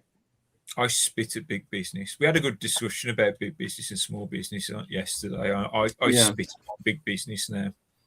SJJ is very concerned about Amazon's margins. Poor little Amazon Oh, I needs don't bigger know. margins. Is he joking around or what? Like, what has gotten into that guy? I'm confused. You know what I was thinking? I remember one of these Anglo gangs. He goes, "Good news, guys. Men don't need to go bald anymore," and said about finasteride or whatever it is, one of these these bald things. The thing is, Right. they're all testosterone blockers. So, Oh. so did he start taking the testosterone blocker, and Wow. that's ruined him? See, Oh. Bruce, that's a conspiracy theory. Wow. That's Yeah, how it's done. I don't know. I think he's just young and he's investing in the stock market and he's made some money out of it. And I guess it's like selling your soul to the devil, isn't it? Because now you're a boomer. Now you're watching the stock market. If you've got money in the stock market, now you're watching the stock market. And if you're watching the stock market, now you're thinking in that way. You're thinking about this. You want that line to go up and you want to sacrifice everything to make that line to go up. So you just think, well, let's fill our country with infinite Somalians, right? Or let's print more money, or let's Donald Trump apparently is going to bail out the AI industry. Apparently, this is one like word on the street. Like whatever. The line must go up because my money is invested in the line, right? And it's like a brainwashing technique, I suppose, for the middle classes. And it's kind of sad because they don't really have a choice. They've got to put their money somewhere, right? So put it in the stock market. But once you put it in the stock market, now you're reading the Financial Times or whatever, Bloomberg or whatever, and you're listening to all this financial advice and you're talking about the GDP now, right? Now you really, really care about the GDP, and you get sucked into it. You see. Well, and the thing is too, I mean, like you're saying, if you were earning gold, now you've got all the 401ks, and so you've got money that's put aside and you're taxed over and over and over again. And it's just, it's kind of insane. Yeah. What on the subject, Aubrey? I don't know if you know this, and Jeff, see, and Bob, you're foreigners, one of the things it says on our cash is, "I promise to pay the bearer on demand the sum of," and then whatever the banknote is, kind of suggesting that note's worthless in itself. Yeah. I mean, it's supposed to be used to say however that much gold. Oh, it still does. It still you pick up a modern note, it still says, "I promise to pay the bearer on demand the sum of," whatever that note is. Yeah.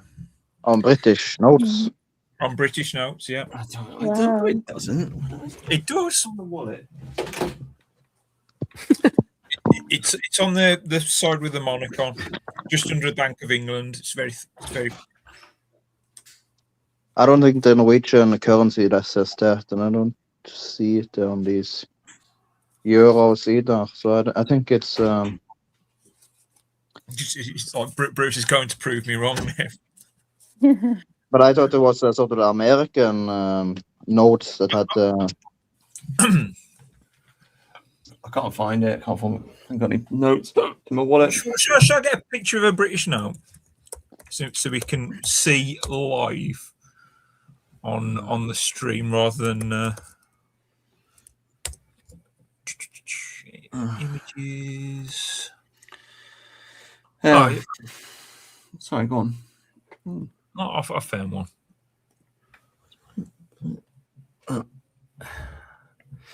You're all gone quiet.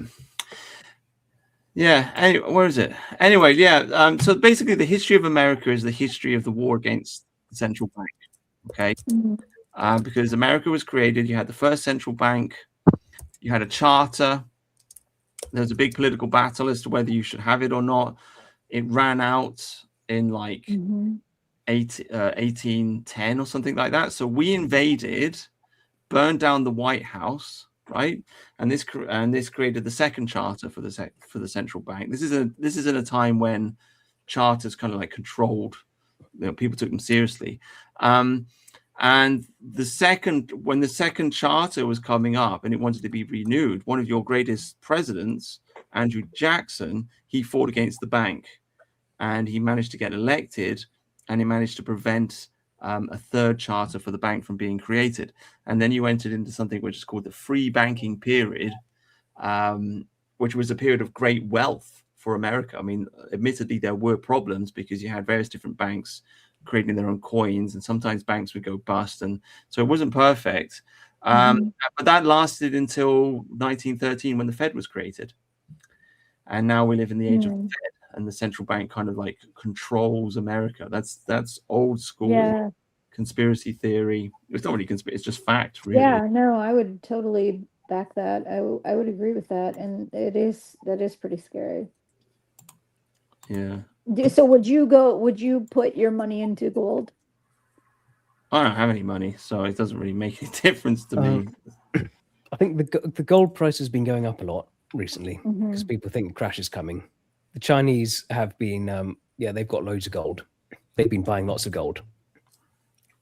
Do you guys think a crash is coming? So the problem, yeah, definitely. Yeah. But the problem is now is like it's a bad time to buy gold though because it's high. Mhm. What about silver?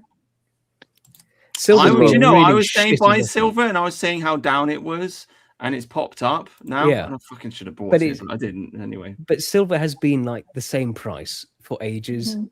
For some reason, silver hasn't followed any trends. It's very weird. Yeah, but silver lately is up like Yeah. Last year it's Yeah. up 100 over 100%. Yeah. But at least Yeah. if things do, or when it happens, then you have something of value that people will want to trade for at whatever point. Bullets and water. That's what you need. You believe me now, Brutus? Right. That's Yeah, a yeah. good point too. I wonder what that's trying to say about the So paper. a pound of gold, according to Grok, is worth about $4,500. Mhm. So that's like $25,000, £5 note. So you can go to your bank, you say, I want $25,000 worth of gold, please. And can you get Yeah. it? Well, good luck. I mean, I don't know. So Yeah. that's just the scale of how much they've stolen from us. Right. I've heard of cases where there have been because I'm really into like crime stuff, and I've heard of cases before where there are some really wealthy men that have gold bars in their safes, and I just don't see that in everyday life, but I could see putting some of your funds at least into that. Yeah. Apparently the Because dollar stocks used to and bonds be are scary. a measurement of weight. I'm trying to look that up. But apparently like the dollar is called the dollar because it used to be because obviously the British pound, the word pound itself is a weight, isn't it? Yep. Right. So a pound is a pound of gold. It's supposed to be. And it's all been devalued now. We are living in an age of mass devaluation of currency. That's why everybody's getting poorer, and they lie to us and they tell us that we're getting richer, but we're really not. We've got more technology, but we don't have the kind of luxuries that the Victorians had. I mean, we don't have like, you got to understand, like back in the old days, people used to have gold watches. Right. This used to be a thing. Like, people would walk around London wearing gold watches. You can't imagine anybody doing that now. Yes. But it used to be a thing. Like if you work for a corporation for many years, and you retire, they'd give you a gold watch as a retirement I gift. remember hearing that. Yeah. And So that's you're saying that the technology is getting better, but the in a weird way. I mean, you look at the technology, well, the architecture, for example, of Victorian England or any Victorian sewers had better architecture. Yeah, but better architecture. I mean, like, right. We could probably do better than what Victorians did. There's just no one's willing to put that kind of capsule into it anymore. It'd be easy. I think we've lost the skills, to be honest with you. No, it'd be easy. I think that if they wanted to, okay. they could. Yeah. It'd be more expensive than the crap they put out. They don't want to spend the money on it. That's Right. what it is. That's what amazes me is you go into these old, I say old, not compared to what you guys have in your countries, but old, I don't know, cities like Charleston or whatever, and there are these just beautiful little courthouses and houses, and you just think like, okay, if people could build it then, and we're supposed to be so much wealthier now, then how come we don't have like furniture is crap now? It's not my dad just restored this antique radio and it is gorgeous. The inlaid, wood and the different colors, and it's beautiful, and people just don't do that anymore. Now it's just all chipboard.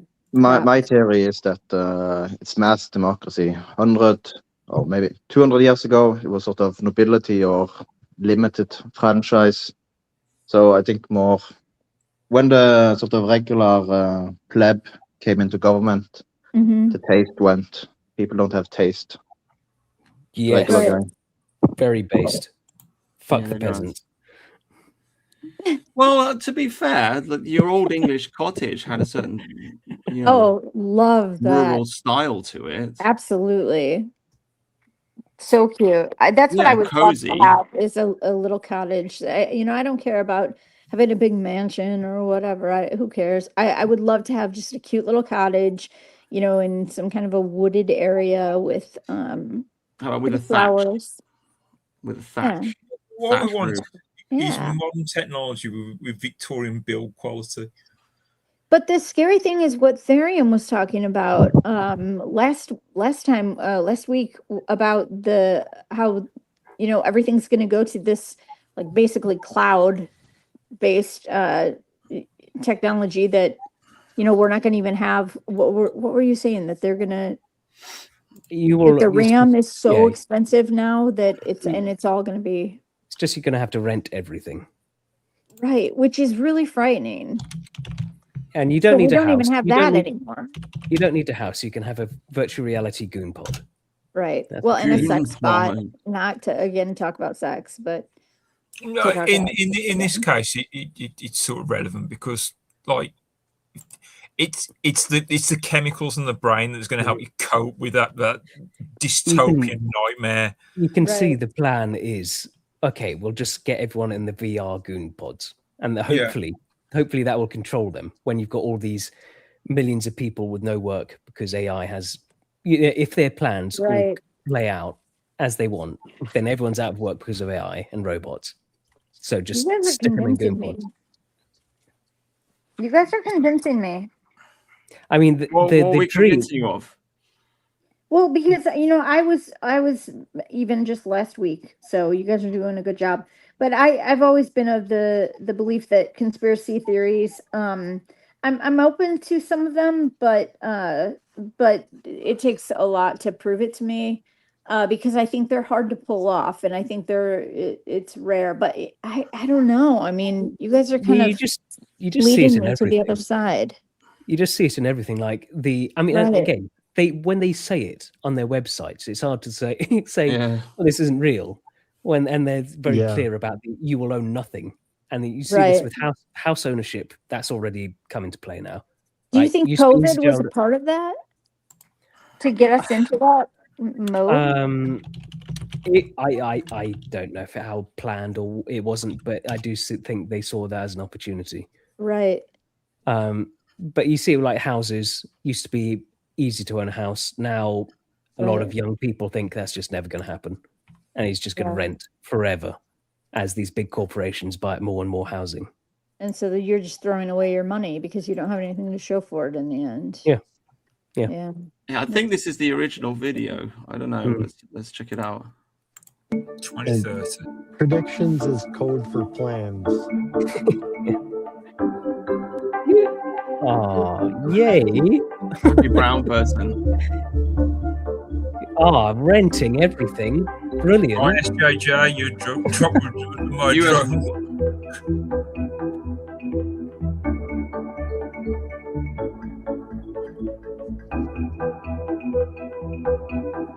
Yeah. I don't need the music because there's no words anyway, so I don't need the music. But anyway, yeah, this is it.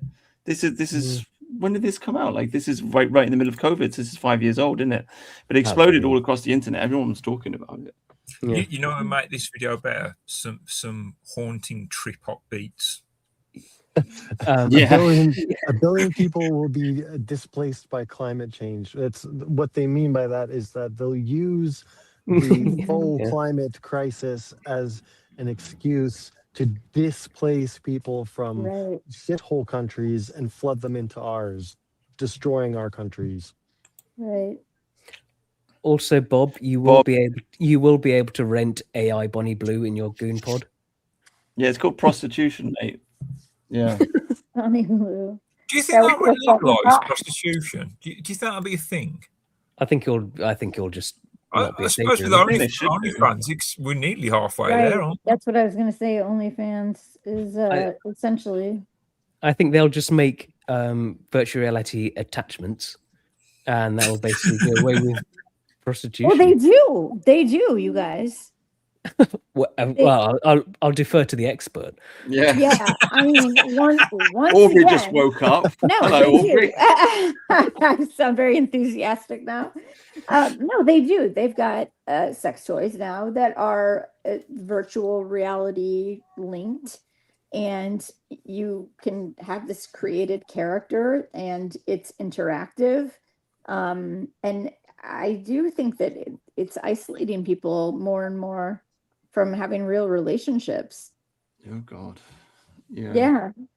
I did meet a guy at work who was into the virtual reality stuff, and he told me that you could look at porn on it. He said it was just like the wildest thing. I think that is the biggest use of it. Really? I think porn's the biggest use of virtual reality. At the moment, Yeah. I remember someone giving that as a present, a Secret Santa, and he genuinely said, "I thought it'd be good for porn." Oh my God. No, but these toys, they even have like you can link them to music, and it will like do its thing to the beat. If you will, of the music, and but you seem very knowledgeable on the subject. Yeah. I mean, maybe. Richard Crook in chat is correct. Yeah, it's just an excuse. Yeah. Yeah. Like, you can see how the environmental issue they're ditching it now. That they want all the power for the AI. Like Bill Gates, after telling us the world's going to end, is going, well, maybe it won't. My data centers need more power. Yeah, it's funny how those two converge, isn't it? Aren't they building nuclear power stations now? And they've been against that for such a long time. Yeah. It's like Tharium says, it's for the AI data center. But I noticed they're still attacking car owners. Like I don't want you to drive. Oh yeah. No, that's because they want to destroy people's ability to move. Yeah, freedom of travel, which is like communist tactic, stop people from traveling. I mean, one of the other things, like we've got the 20 mile an hour thing, especially in Wales. They're thinking about changing a lot of these roads to 10 miles an hour.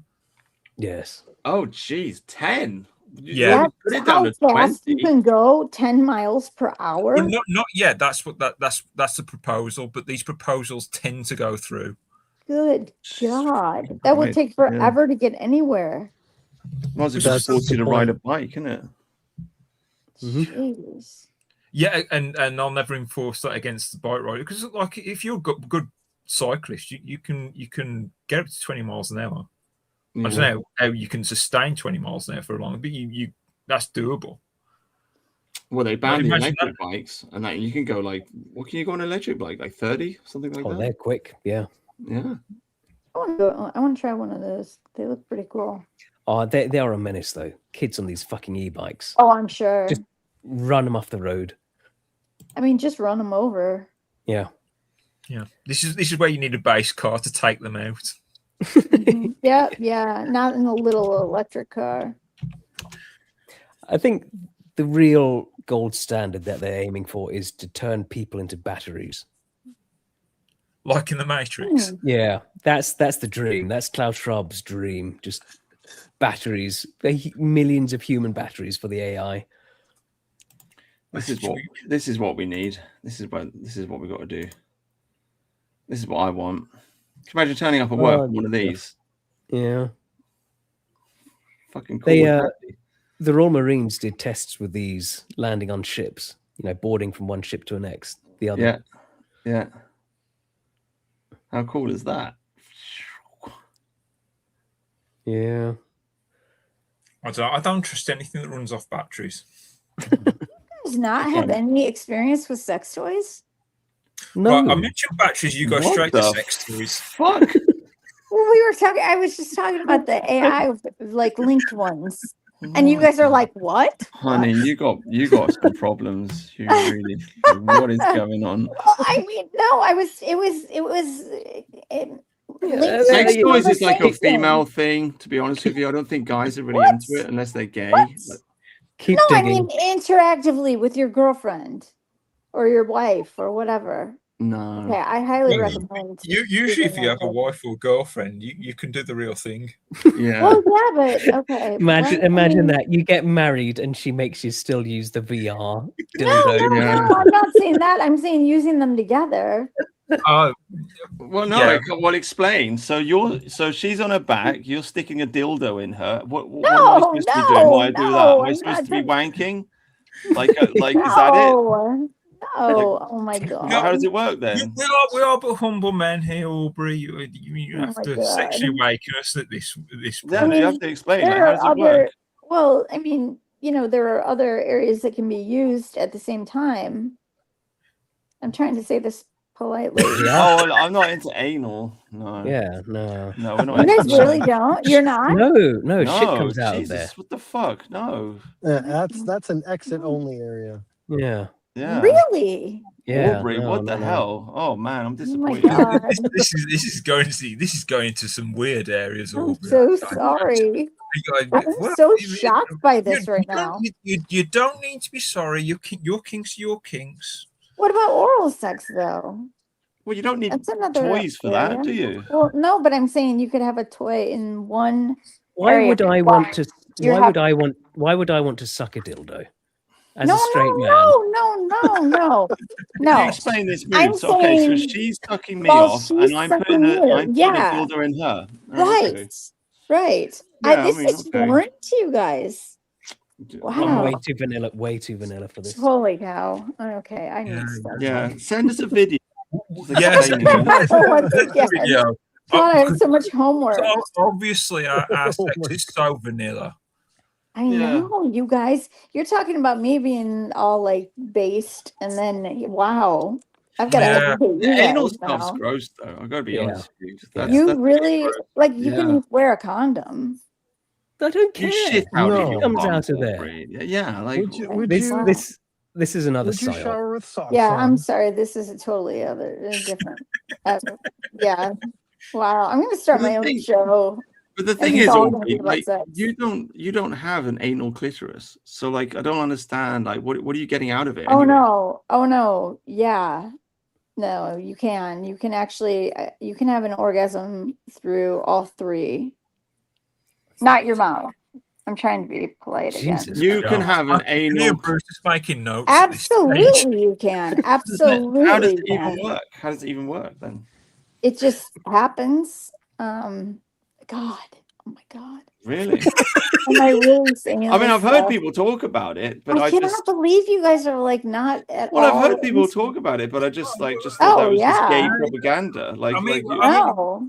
We don't believe necessarily in the ice spot or the female orgasm altogether. Oh well, it happens. Well, no, come on, now you're just being Totally silly. happens. Yeah, now you're being silly. So but there can be three: clitoral, vaginal, and anal. And yeah, they can all three happen at the same time, which is pretty great. No, I don't. No, I don't think so. Okay, it's a myth, but Yeah, maybe I think you're explore imagining it. it. I'm We've just saying. never seen it, so it can't exist. So our girls, That's so how I things guess, matter. That's it. You know, if we've not seen it, Even in Actually, I've never watched anal porn, but I mean, I've never heard of Well, even in porn like a girl having an anal. what? Like it's like it's you shit out of your bum. Like, what are we even talking about here? Well, yeah, but you can clean out fur. Oh my god, what am I saying? Do you think guys get It's anal so gross. orgasms as well? Then I don't know, but girls, yeah. So I always thought like guys were always into wanting to do that with their girls, but a lot of girls wouldn't do it. That's a porn thing. That's Jewish a porn thing. propaganda. Yeah. American. Yeah. American. Can't make Oh, babies that way. God. You guys, I'm telling you, Nah, your wives would appreciate it. Maybe if they're into trying things. I've never had a girlfriend who wanted anal. Yeah, it's Oh. Yeah, I'd have to disclose some of the women I've met, and I don't want to go down that road. But some of the women you've met, because I'd have to break this All two of them. hatchling persona I'm putting on right now. God, I have revealed way too much on this show. Yeah, we've loved every second of it. Thank you. I know, God. See, Alphabet Cat's not up for it. Good girl. God, Yeah. yes. Is Jess Phillips one of the two women, Mercy? Aubrey sounds like a fortunate. She needs to breed. You know what? I wouldn't even. Yeah, why would no, not many would. I think Not so. enough beers in the Although world. I understand Sark could change his mind. I'm getting sympathy. Yeah, I didn't like that. Bob, what is your nothing to opinion on this? apologize for. I don't know. It's pretty funny, but I'm a bit skeptical about you guys. You sound like novices. You haven't. Thank you. Oh, I'm sort of calling bullshit on these. I don't know how innocent you really are. It's hard to say, Bob, isn't it? It's really difficult to say. I would go into depth, but it's okay. Too for me. So I've just asked Grok. Okay, so the anus and rectum are rich in nerve endings, and the area is close to key pleasure structures, the internal clitoris, which extends deep inside and has legs near the rectum and can get indirect pleasure. The thin wall between the rectum and vagina can transmit sensation to the G-spot, A-spot area. So, I mean, maybe, but I'd rather just stick it in the pussy. Do you know what I mean? Well, Like, to go for that, then and risk the baby, Brutus? Risk the baby, risk the baby. Right. Yeah, it's kind of gross. Like, I wouldn't So do what it. about oral sex? Well, that's fine. Yeah, that's okay. That's good. But anal, like, I think shit doesn't come out your mouth. Like it you does. spread diseases as well, though. I mean, you've heard about grids, haven't you, Aubrey? About what? Grids. No. Okay, so grids is gay-related immune deficiency, and basically AIDS used to be called grids, and then they renamed it. Well. So what I'm saying is, like, if you do a lot of anal, it just kind of fucks you up, basically. Well, I mean, okay, it's not like a lot, but yeah, but you do know gays are walking around with butt plugs. Oh yeah, that's awful. Well, I'm glad you thought that with that sort of that noise you just made there. They're so innocent. Well, I'm not innocent. I just don't want to have anal. Like, you can do everything else, just don't do fucking anal. It's just weird. You get diseases from it. But you can use. Okay. I'll break the hatchling persona just to make you feel better, Aubrey. Thank you. I met a girl once, right? Yeah. Who was into the rusty tromboning. Yeah. Yeah. What's obviously I didn't stick around with her long enough for that. Oh wow, God, you guys! Oh my God. Yeah, I know women. I know women are really kinky. Yeah. Yeah, I mean. Yeah. Okay, Aubrey. What about a man who gets pegged by his girlfriend? Yeah, no, I don't like that at all. I mean, I just think that I like the old, maybe stereotypes, whatever. But a strong man that is dominant, takes control, That's what I like. I think that's if whatever works for a couple, I don't know. I don't care, but that's not my thing at all. I would never, and none of the guys I've ever been with, I don't think would ever be into that. Yeah, that's kind of weird. Yeah. I'm guessing you guys aren't either. What's your favorite position then, Aubrey? You know what? Actually, missionary probably, and I'll tell you why, which is kind of boring, but I think it's so intimate to be able to like just look into each other's eyes, and you know, the man's arms are strong and surrounding her, and I like that. And then doggy style probably, which God, yeah, no, shouldn't And say then it. he ties you up and sticks Yeah. dildos everywhere. Yeah. Well, maybe. So you guys don't even tie up? You don't even do that? No handcuffs? Tying I'm up's not- okay. No. That's okay. That's for the police. And criminals. What? Tying up is fine. It's just the anal stuff because you Okay. end up having to wear a butt plug when you're older, and you'll get AIDS. Well, you Anal's don't have also to do for that criminals often. in prison. Yeah. Well, that to be honest, having said that, that's her problem, not yours. Yeah. What? Getting AIDS. Well, but if you're in a committed relationship, I'm not talking about having anal sex with people all over the place, but never mind. I should never. I don't even remember how I brought that up. Yeah, you're gonna. Yeah, don't know. Wow. Well, Backtrack. I don't know. Everyone. We're lucky. Disappointed. We're lucky. Iron Duke doesn't watch this. Oh my God. So He would- lucky. he You're very would lucky, Aubrey. absolutely kill me. He would kill me. He's You into know- anal though, isn't he? I don't think know. he said he was. He would never talk to me again if he heard me saying this. Really? Why? Oh, because he's very like I don't know, fatherly about me with things, and very like, yeah. He's Well, very prim and proper. you still in your 20s, Aubrey? No. Oh, okay. Wow. Well, he's lost interest in you now. Got to marry. No, got to marry that boyfriend. Got to have some babies. Got to settle down, Right. Aubrey. Okay. No more anal. I No don't more have anal. it, guys. I've just read. I've heard about it. I've heard Okay. that's and it's yeah. No more. Yeah, your boyfriend's been put in the I wrong know hole. you've read all about it, Aubrey. We hear it all the time, the things you've read about. Well, yeah. I'm not into the Minotaur thing at all. But Yeah. Wrong hole. Got to tell your boyfriend to put it in the right hole, and then have some babies. Yeah. And just hope your children never listen to this live stream. I suppose. oh my God. Holy shit! How do you guys do this to me every time? You brought it up. You literally said you started asking us about sex toys. You lure me into it. Well, I was trying to show you videos of guys on a jetpack, and you're like, "Oh, you guys like sex toys, don't you?" I'm like, "What is this girl? What the fuck is going on here?" Oh my God.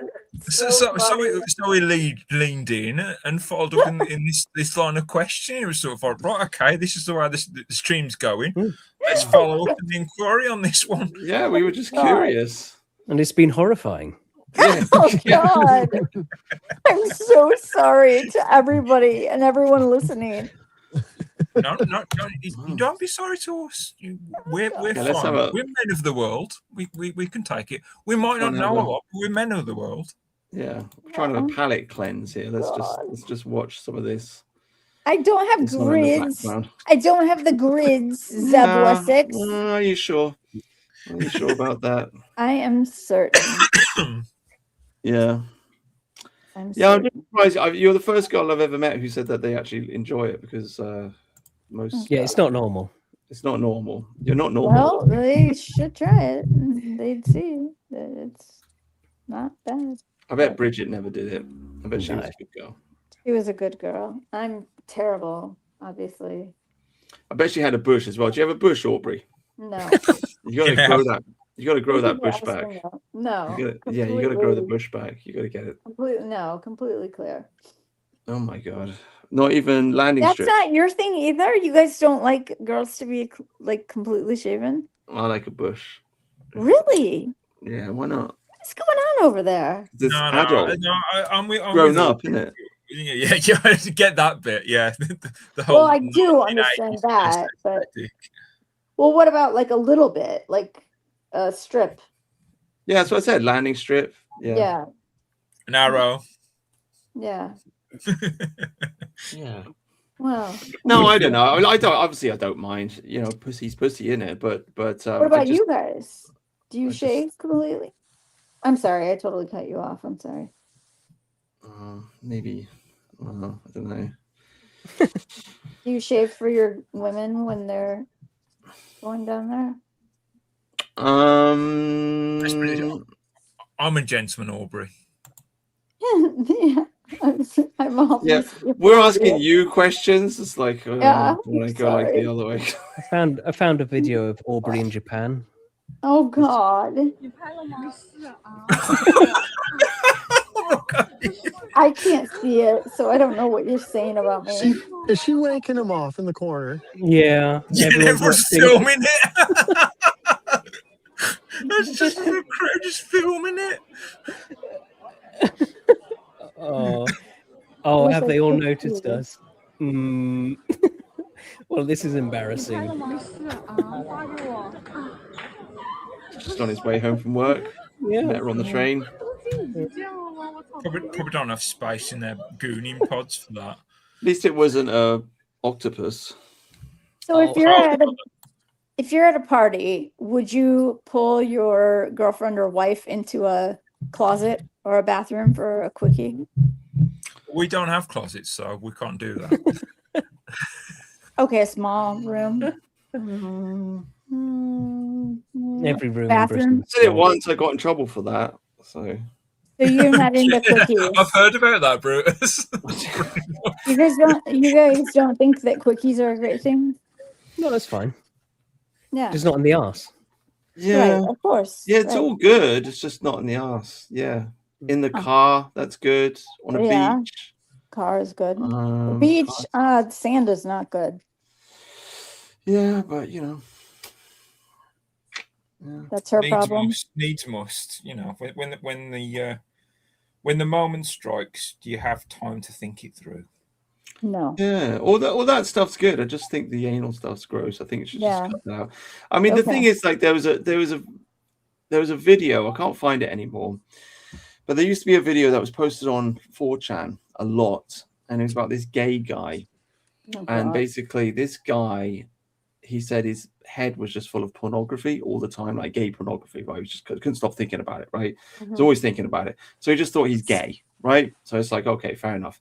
But then he got sick, and so he did a parasite cleanse.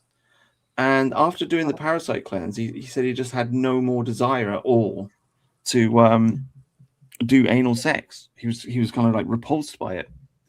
And so it's there was a whole thread about this on 4chan that various different like gays were just using they were using parasite cleanses to cure themselves of their gay desires, and the idea was that obviously in your anus or in your what's it called, the colon or whatever it's called, The colon. yeah, there are worms and shit, there are parasites, like that's where you poo out of, right? So there's stuff in there, and if you're doing it, if you're sticking it up there, then you're going to get parasites, and then those parasites are going to affect the way that you think, and they're going to make you want they want to spread, and that's how they spread, you see. You guys are putting so many interesting ideas in my head. Yeah, it's called the worm pill. It's not the red pill, it's the All worm right, I'm pill. gonna look into So it. the idea is, I mean, because this happens in nature, what you have mice, and if they come close to cat poo, they can get like a parasite goes into the mouse, and then the mouse is this. It's no longer afraid of the smell of the cat, and then the cat eats it.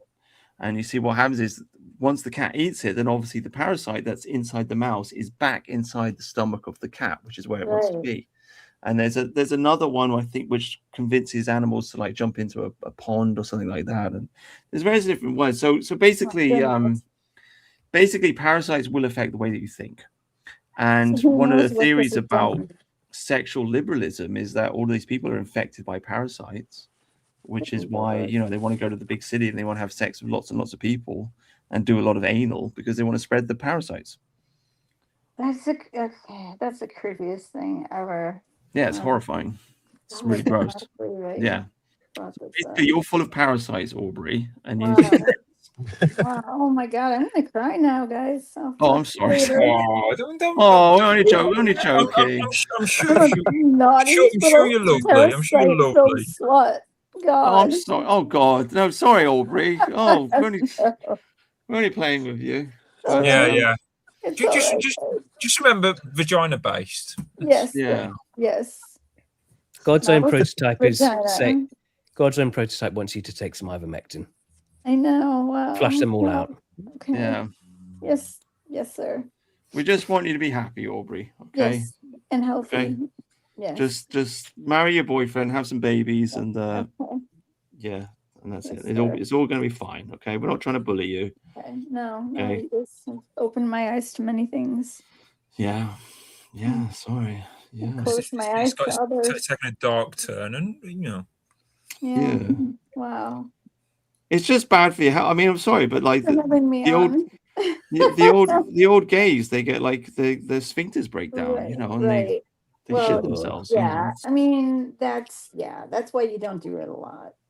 Yeah. Or ever again. Yeah, or whatever, special occasion, maybe for you. Maybe never again. Yeah. Well, it's up to you. You can do whatever you want to. Yeah, I just think it's a bit. Not up to us to rule your sex life, Yeah. No, it's not something like that is employed often. Yeah. I just honestly never met a girl who said that she liked it. Yeah. So I just told you about a girl who liked the rusty trombone. Oh yeah. Well. Yeah, the one of the two girls you said. Yeah, one of the two girls. Yeah. Yeah. Do you want, don't ask me to tell you what the other one was into. Yeah. And the other one's his mother. Oh God. Oh God. Dutch ovens, perhaps. No, I'll tell you what one girl told me she was into. She was into. This is really specific. She was into bloodletting, but she was into like vampiric acts of minorities biting on English women. Yeah, she a goth. That's so bizarrely specific too. Isn't it though? Yeah, like, wow. And what happened to her that created that kink? She was a scouser. Scouser, so that's some scousers for you. Yeah. Wow. She's got a lot of parasites. Yeah. Yeah. Oh God. Naturally, she's not a part of my life. No, that's bizarre. The bloodletting thing is kind of creepy, anyway. Now that one does sound like Jess Phillips. honest to God, she was a scouser. Yeah, and I mean, I didn't know what else to ask her, and I says, "What do you have a rape fetish?" And the expression, "Oh God, yeah." Oh. Wow. So what do you guys think about OnlyFans? I mean, don't you think that I feel like that's just prostitution? It is. Yeah. It's just modern age prostitution with And think unlimited about- clients. Just about like having a modern daughter, dating. having to worry about that. I mean, because these girls are in their bedrooms, maybe in their dorm or at their home with their parents even, and you think that your daughter could be upstairs like. Yeah, a lot of their clients turn out to be friends of the father. Yeah. Oh my God. A lot of it's boomer men, to be honest with you. The normal one is making just a few pounds of dollars a month, and it's just from dad's friends. Yeah. Oh, that's so gross and creepy. It's really creepy, isn't it? It's like, yeah, that's I really mean, if you have a group of men and they have a daughter, there's always jokes about that. I mean, did you ever watch The Incredible Salt Mine and the way the other guys talk about their daughters? What would you guys do if one of your friends said something about your daughter sexually? Wouldn't that be so creepy? No, I don't have a daughter. Well, but if you did, I mean. Well, yeah, that's the joke because it gets them annoyed. Yeah. the first joke is so when she's 18 then. That's the first thing that the guys will rib each other about if they have a daughter. I would bet guys wouldn't find that very funny. Bearing Well, if and, it's your daughter, you don't. No, but everyone else you does. wouldn't. Bearing and the courting used to bug Dank about that all the time. Yeah, when's her 18th? Yeah, that was my point. Yeah, I think like what's the first one? Sadie. I think around her first birthday, they said something like, "Oh, only 17 years left." That's so horrible. bad. That's really It's so bad. but that's why it's funny, right? It is funny though. Yeah. That's what guys are like, but apparently some of these guys are serious. Yeah. Oh my god. That's just so disrespectful too. Yeah. Well, That's why you got to find a husband for your daughter, I suppose. That's what you got to do. Go back to arranged marriages? You're bringing the Indian institution of arranged marriage in. Is this your next base? I think it would be silly to try and impose that on Western civilization. But I do think girls should stay at home with mom and dad, probably until they get married. I just think it would be safer for them, stop them from getting raped. And there's no need to go to university because you don't need a degree if you're just going to get married and have kids. And so you can just work a job, and then you've got money in the bank, and you can have a good time, and then you can have a boyfriend. And if he turns out to be a good guy, then you can settle down with him. But I don't really think there's a need for.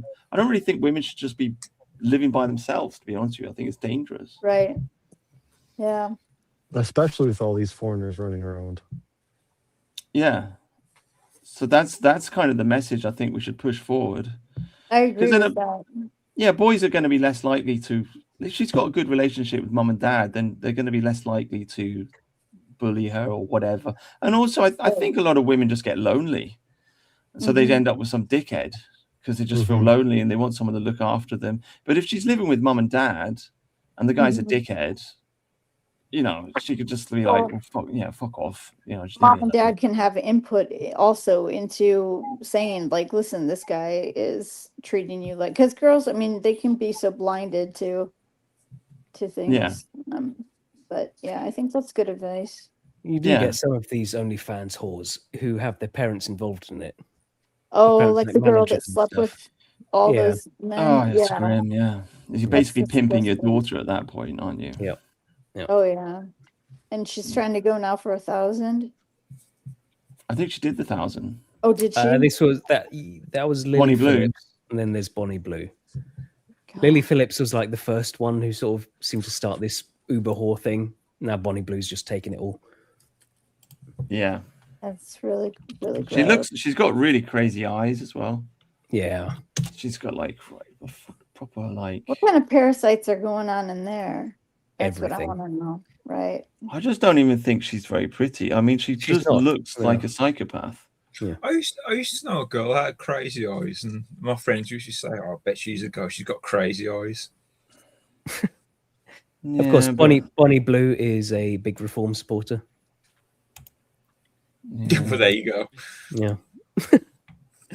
Even like, I'm just looking at pictures now, even in this one where she's kind of looks a little bit laid back, those fucking eyes, man, like that she'd cut your heart out. Like she'd stab you to death.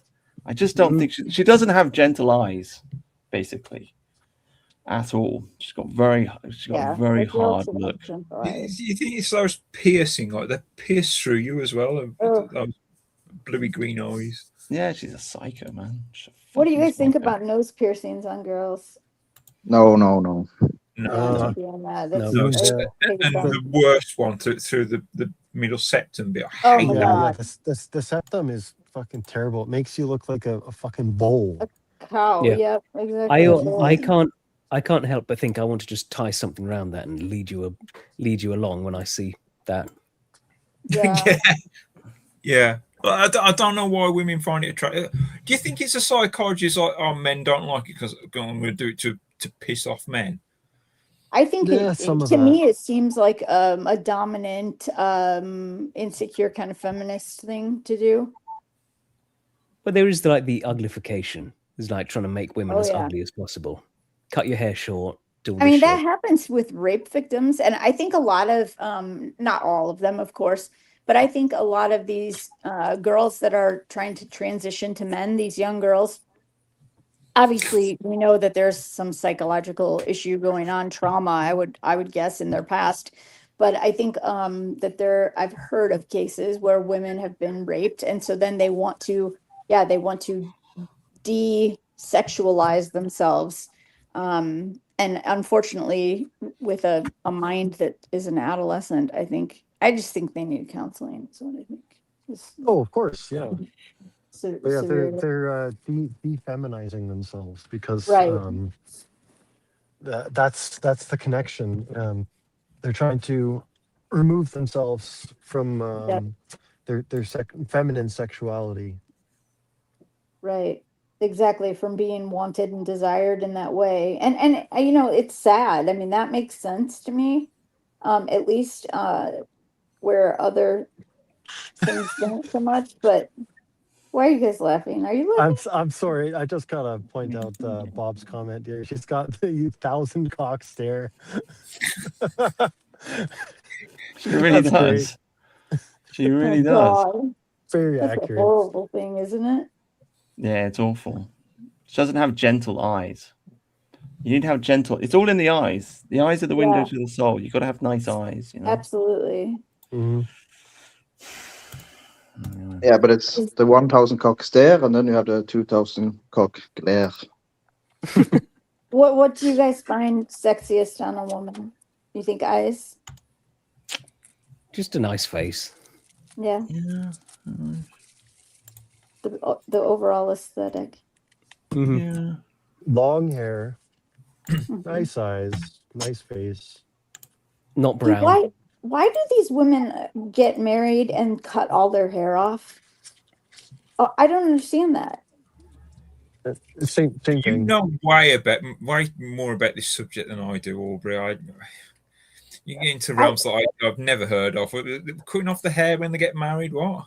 Well, I mean, like, think about like our mom's generation. Yeah. A lot of them, they get married and then they cut their hair short, like super short. And I don't think Are you that's. talking about the Karen cut? I don't know. There was really popular in the 2000s. I'd like on to speak a the manager. Yeah. I just think that women, longer hair. And I mean, if it's like chin length or shoulder length, whatever, but I think long hair is feminine. And I don't understand why these women get married and they have kids and they cut off all their hair. Long hair is masculine. As well, yeah. Isn't that right, JFC? Yeah. Longest set of hair you can get, that's very masculine. Really? Yeah. Yes, men should have long hair. It's our ancestors. All of our ancestors had long hair. That's Short hair for men is a thing. Well, culturally for us, it's a thing that is post. Was it World War I? Probably World War I. Before that, it was very common to have Yeah, longer that's hair true. as a man. That's There's true. also sun and nobility. Smelly peasants would cut their hair more often because they can keep clean. And shaved heads. That was a thing pretty much reserved for like slaves. Yeah. Yeah. The short hair was for soldiers. Bald was for slaves, and then The problem is, like, I grew my hair out really long once. I had it to shoulder length, but it kept going in my eyes, so it just kind of like drove me crazy. You've got to work past that. Yeah, that's the awkward stage. Once you get past that, it's better. You guys all have long hair? I had longish hair back in my peak indie days, and if you're familiar with Razor, like Johnny Burrell in the 2004, I very much had hair like that. No, I don't, but I'm going to look that up. I can't imagine that's a band you've ever heard of, but What is the band? it was an indie band called Razorlight, and the frontman was called Johnny Burrell, and I had hair much like that back 2000s. Razor Eye. Razor Light. Oh, Razor Light. Okay, Yeah. I see. Let's see. Well, that's not very long. Yeah, no, I like that. I like that a lot, actually. I think that's sexy. Oh, okay. Yeah, Go I like long- that. We can go longer than that, Mercian. Did you type in 2004? Look like it's got like different letters. Let me see, 2000. It's a lot shorter now because I, to be honest, I'm just Yeah, lazy. that's what I was looking at. I think it's sexy. Well, I am sexy, thank you. Yeah, yeah. Look at you. The tousled hair. But yeah, my hair is down to past my waist. Wow, Yeah. that takes a long time to grow too. Yeah, I started growing it in the summer of 2012. It was just this year that I finally got a haircut, and well, by haircut I mean I just got like a couple inches Trim. off. Right. Yeah, my hair is below my shoulder blades. It's pretty long. Long hair is good. Yeah, Women should have long hair for sure. I agree.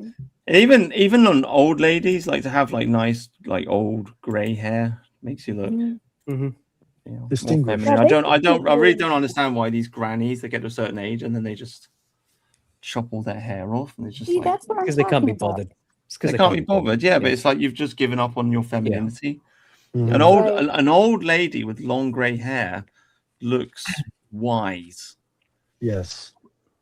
Right, and she can pull it back in pretty ways. But yeah, I It think looks like that- she still cares about herself. If it's an old granny and she's just chopped all her hair off, it's just like, well, Right. you know, it's over, isn't it? You're just giving up. Do you remember when old grannies used to dye their hair purple? Yes, Oh God. yes. That was unfortunate. I Rinse. think hair dye has gotten much better now. You Yeah. just go geez. grey and then dye the hair purple. It's sort of like, right, here's my chance. I'm gonna try this out. You just wouldn't expect it. I think gray looks really. I think it can look really good on men, though. Yeah, You know, I've men, heard you about the guys- silver fox and the Right. well, the peppered beard. Yeah, you guys age better than we do. Women, I mean, like in culture, in society, right? You guys age well, whereas women, You know we what I kind of think that lose. is, though?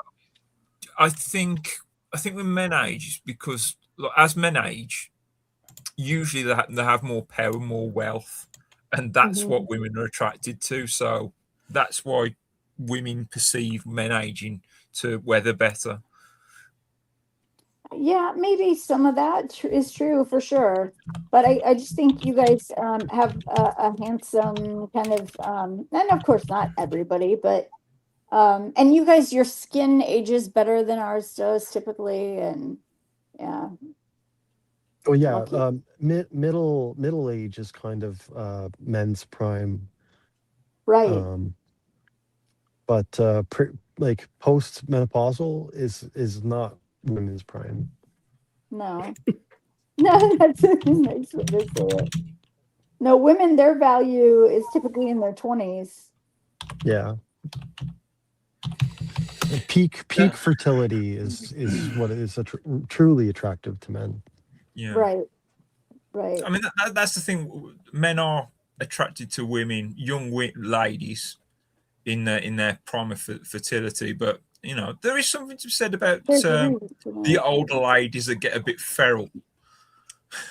Feral? Oh God. What are you even talking about there? No, I can't imagine, Aubrey. It's a mystery to even me. Oh God. No. I'm not going to be a feral old lady. I'm learning to be good. I think you for will. guys. I think you No. will be. No, you Yeah. guys are changing my ways. No. Wow. Have a talk with my boyfriend when we get off the phone. Yeah. None of that. This is off the menu now. Oh, he's gonna hate us now, isn't he? That's why. Yeah, Yeah. probably. Yeah, probably so. Yeah. Like, you know, Oh, I'm not wow. talking to those bunch of men, ruining it for me. Oh, I know. No more kinky times. Okay. Now. Okay, guys, nearly 4 hours. Shall we finish on this video? Okay. This was the funny video of the week. Oh God, yeah, yeah, yeah. Play this. You said things like black women are biologically different than white women. Yes, they have different fertility windows. They have a higher rate of fertility complications. 50% But there's no higher rate. scientific evidence to prove that a black woman and a white woman are genetically different, right? This is like What are you talking No, they are. about? This is according, Yeah. no, But there's- like literally, there are genes that code for their skin color. There are genes that. Again, this is like government data. This is EMI, right? This is the National Institute of Health. This is the American Medical Association. Like there is no scientific evidence to prove that. And that's a different big races- problem, right? Because No, a lot of there's no scientific and that's evidence why about I things asked. like IQ differences. Black people are genetically different from other populations. And I'll say that again. There is no scientific evidence to prove that, right? And as people No, that I'm sorry. I'm stating. Do you want to ask an AI if there's scientific evidence to prove that? I want to ask. No, this because is what you're purely based stating on is just factually incorrect. Humans are genetically diverse. It's not a bad thing that humans I'm not are saying it's genetically no, diverse. I'm not saying it's a bad or a good thing. I'm saying there is no scientific evidence. And I'm saying that is a factually. Yeah, he's saying that there is scientific. There is scientific evidence. There is Based on- overwhelming scientific based evidence. on- And and the this is- basics. No. This is like saying the sky is not blue. Like it is genes that code their skin color. Right? Those genes are obviously different in them than they are in us. How is that not science? That's just like a basic fact. The genes that code their skin color, their level of melanin production, are different from my genes that And I code think, melanin production. and that's precisely why I was asking this question, because I think for some people that do believe, like you, that people are genetically different, that has historically been used to promote racial hierarchies, right? And that's why I'm asking you, because But so what because you makes- do. Yeah. Wow. You can't have your diversity cake and eat it too. Exactly. Well said. Oh, Well man. said. Yeah, you just can't talk any sense. She's got an agenda and she doesn't care about the truth. Yeah. So she just keeps coming back to the same point again and again and again and again, and she's not listening to what he's saying, and she doesn't care what he's saying, and she doesn't Right. care if he's right, and you know. And I mean, it's even also her easily. Sorry, go ahead. even her sources, like the National Institute of Health or whatever, they will tell you that there are genetic differences between different racial groups. Yeah. So, it's retarded. It's Yeah. completely It just- retarded. I mean, like you can tell different racial groups through DNA. Yeah. So like, what the fuck are we even talking about? And, It's like, like your DNA is different. You've got different genes. There's genetic differences. What are you Right. talking about, lady? if there are no genetic differences, where do black people come from? Do we just decide at birth? You know, the Right. doctor says, "I assign you black," and then boom, in comes the melanin.